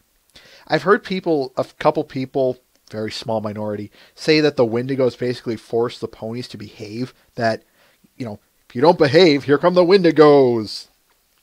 I have to disagree with that, and here's why. First of all, partially it stems from that metaphor standpoint. But if the Wendigos were the cause of things, why wouldn't the ponies behave in the first place? In the sense of, if the Wendigos were the cause of the bad emotions, then wouldn't we have seen a bigger fight out of it? Second, as they said in the play, all the ponies were originally angry with each other. They were originally distrustful and angry with each tribe, with the others anyway. That implies that the Wendigos are an effect of that hatred, as in the Wendigos had to come. Remember that sentient being point, folks. That the Wendigos would have to come because they say, "Hey, look at all this hatred. Let's go feed on it."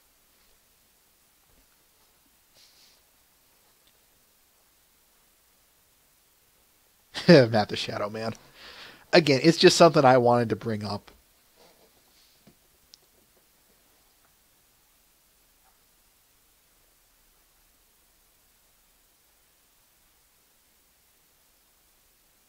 Exactly.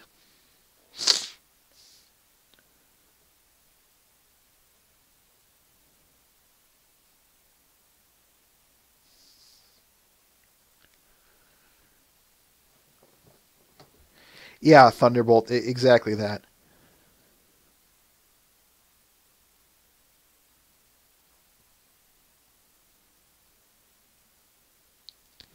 It's possible, Kandaryu.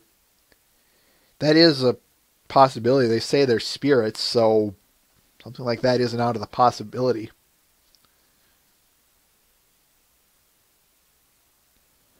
You're asking me, Matt the Shadow Man.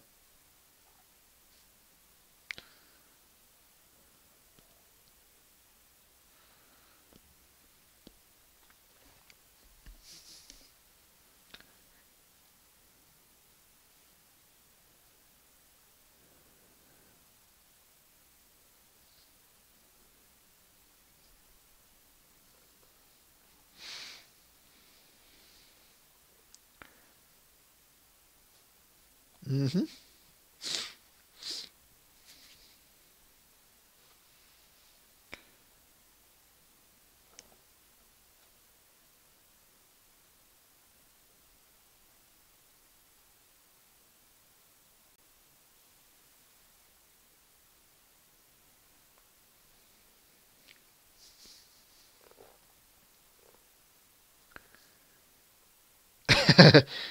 Cheerily retro.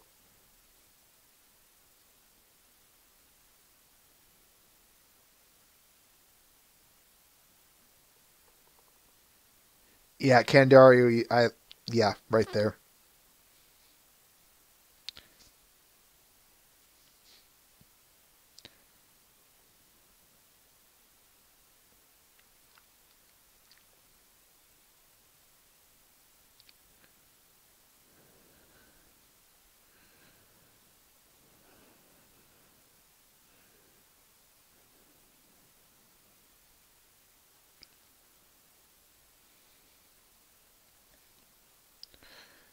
Dead on, Matt. Dead on.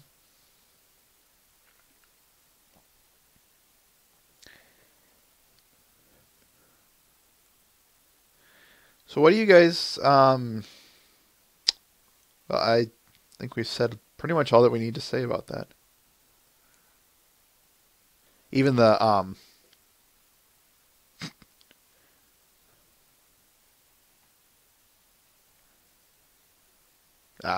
stream derp.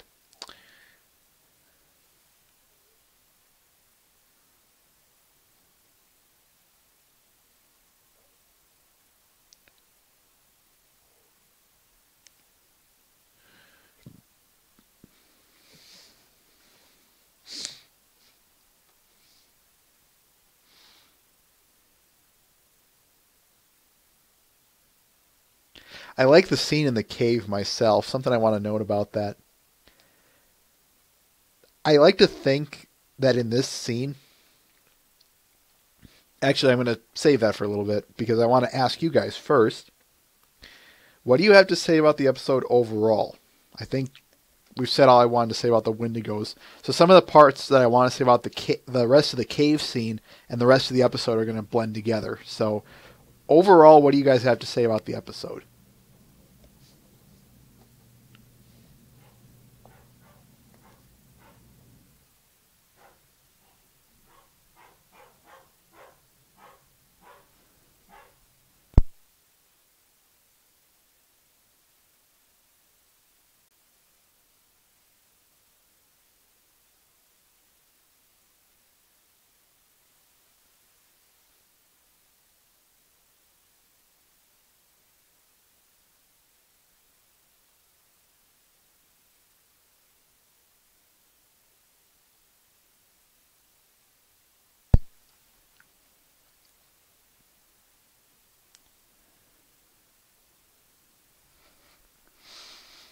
Definitely Diamond Heart. Definitely.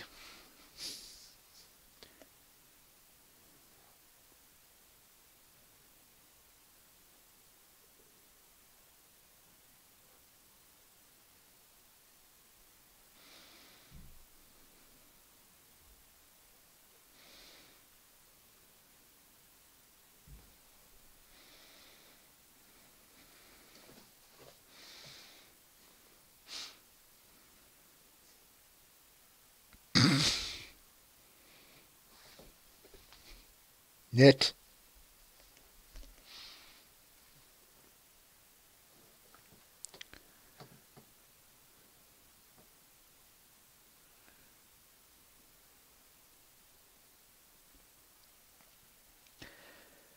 You guys remember what I said when we did episode 64 when we reviewed Luna Eclipsed? And how I said something that I like about this show is the fact that it takes its holidays that parallel ours, like Halloween or in this case Christmas, and instead of trying to do some sort of cheesy, borderline terrible, it's like Christmas but it's not approach, how I said I like that it takes its own spin on things.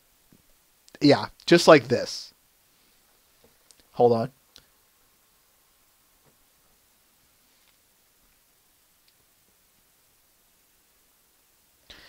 Agreed, Matt. Agreed.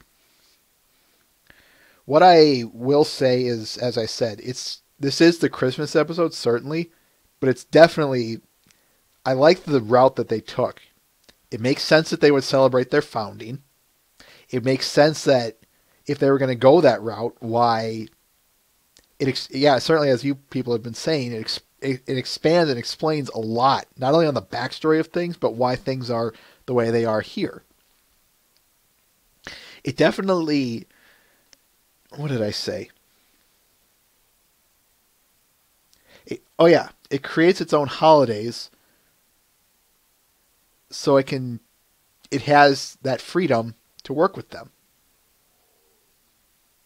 It's a possibility, Mr. Ben.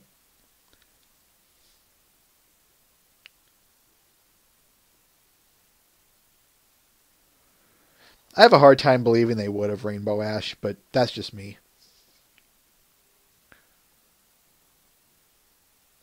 I definitely have to say it's definitely a seasonal episode. Watching it in summer, obviously you can. I mean, I'm not going to stop you. But this kind of, people always complain that there's never any snow in the, there's never snow in an episode. I want to tell you guys why that is. And this is the reason why. Put snow in an episode and what are you going to get? You're going to say, well, what happens if I watch this episode in, I watch this episode in summer? It's going to feel a little off. People get the idea that it's going to feel off, that it's, with the snow in it being, I don't know, July 21st for all I care. Now you say, well, what about summer? There's no snow on the ground. And even though they're saying, it's summer, it's summer, it's summer. If I watch this thing in May, on May 1st, whoop-de-ding, it's still in season.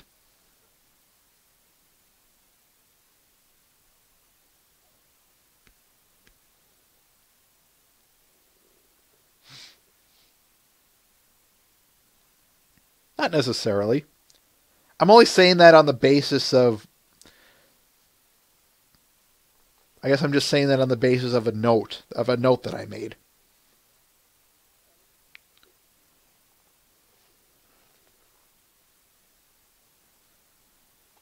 Mr. Ben.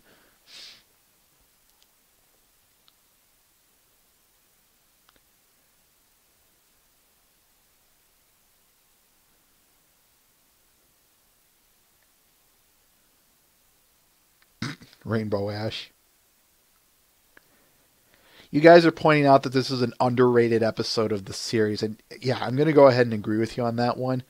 I think the reason it is underrated is partially because it's the Christmas episode, so again, try watching this in May, it might feel a little off. And I think partially it's also because there aren't a lot of, it's kind of like I said about some of these previous episodes that we had, a lot of others overshadow it. So what you get, of course, is this two whammies against it that say, no. Again, this is just me making some observations. But yeah, I definitely say it's underrated, and it does deserve more recognition, easily. I have not seen too many people outside of us review this and give its points. I'm sure they have, but in all honesty, most of them get buried under other reviewers' videos or other points. And that's not fair. I think this episode deserves to be reviewed some more. I believe this episode needs more attention from both reviewers and viewers alike.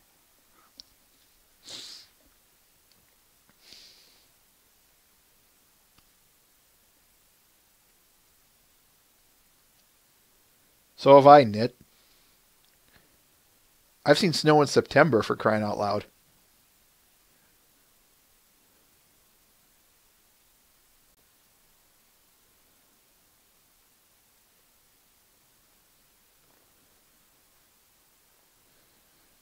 Yeah, that too, Matt the Shadow Man, that too. Which, if they're avoiding it just because Meriwether Williams is the writer, well, I already gave you guys my views on that.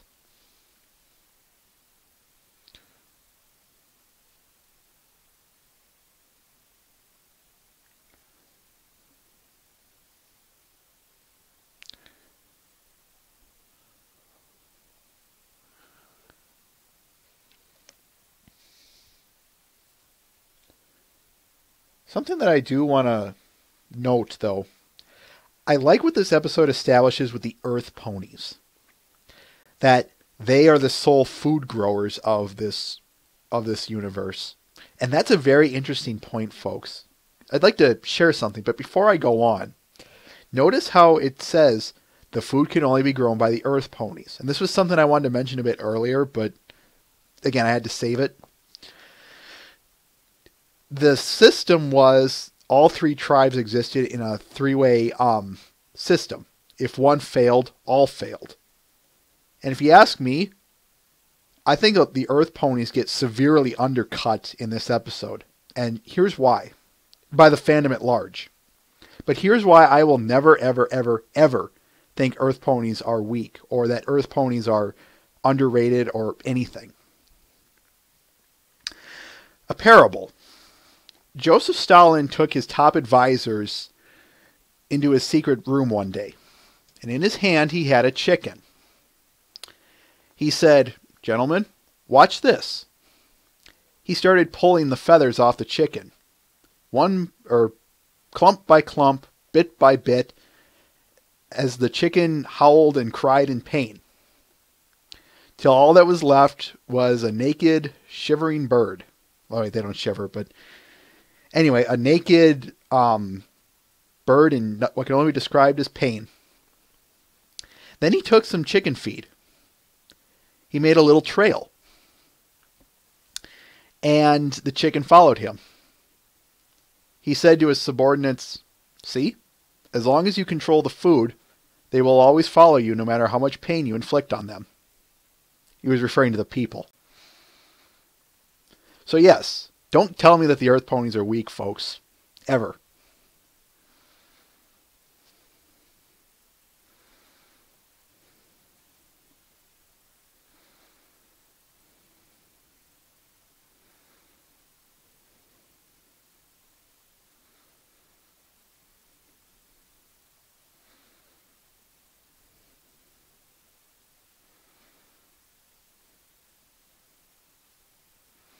Now, before anyone, something I want to note, though, look at what the system is, though.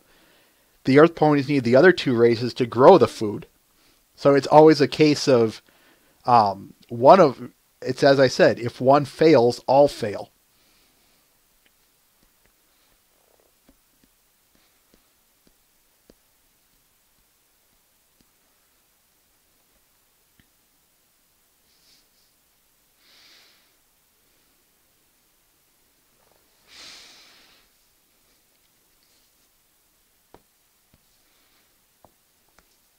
And by the way, has anyone noticed that interconnected? That's the word I'm looking for, Mr. Ben. Thank you.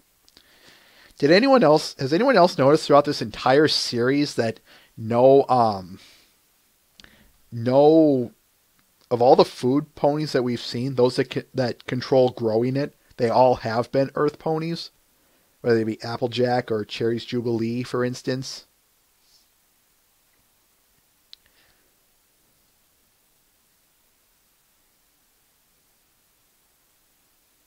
Yep, not the Shadow Man. Yep.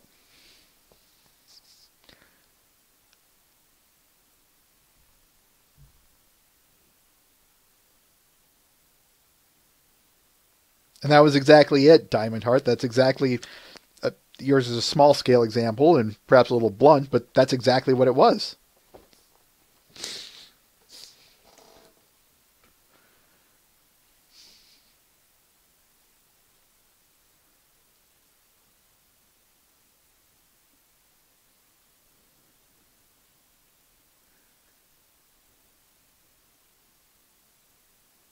That's a good, yeah. Twilight is magic. I like that. I like that.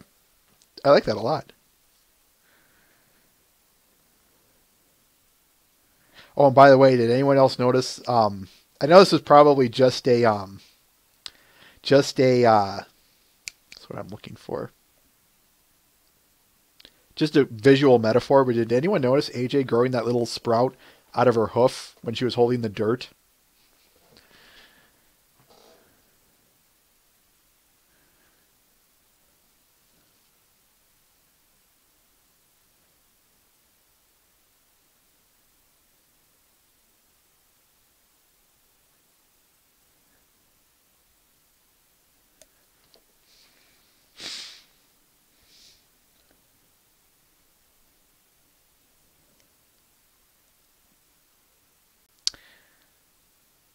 Exactly, Mr. Ben. At least that's what I would like to think it is.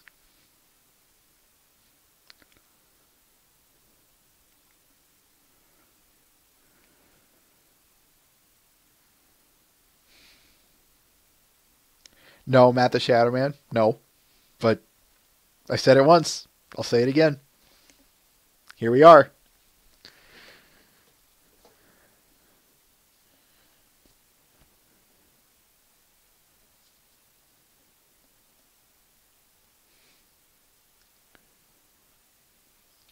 Do you guys have anything else you want to say about this episode before we go to our usual wrap up?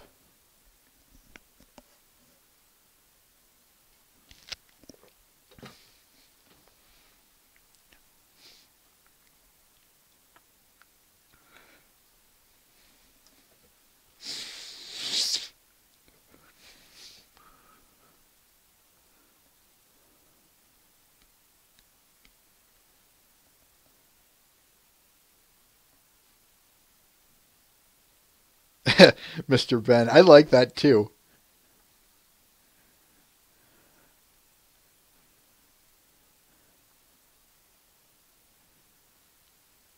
Oh, before I forget, there was one last thing that I can't believe I almost forgot this. Something that I wanted to note about in the cave scene, folks, the one thing that I was saying was, where did I write it?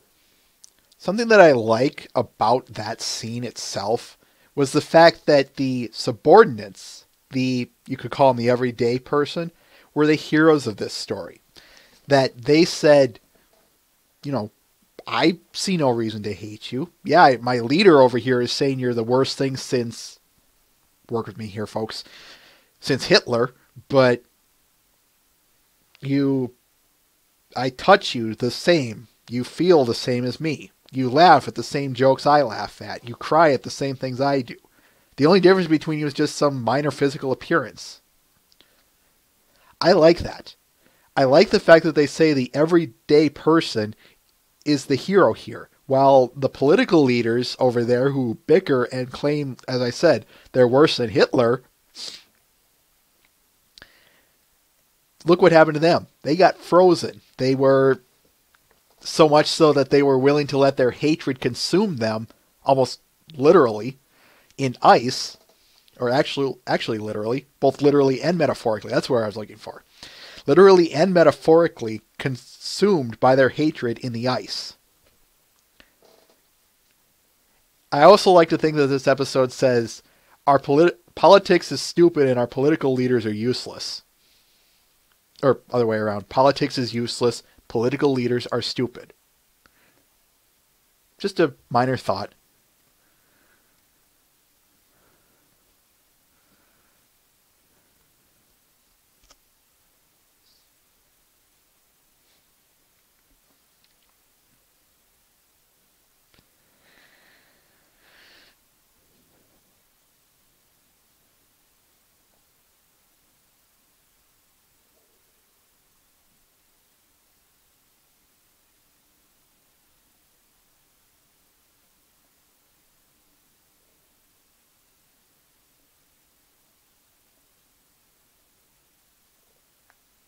Pretty much Thunderbolt.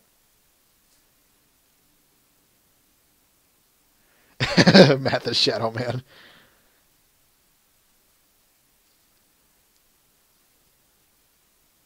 Yeah, that's a good point, Twilight is Magic, but yeah, that's true. All right. Let's wrap this up, folks.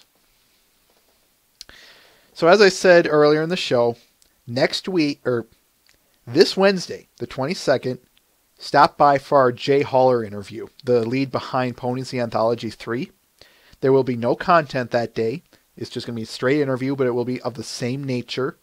You know, first hour is mine, second hour is yours. Next week, we'll be doing episode 12. That is, I had it on me, Baby Cakes, I believe. Whichever episode 12 is, I'm having a hard time remembering them lately. Anyway, episode 12 next week, so stop on by.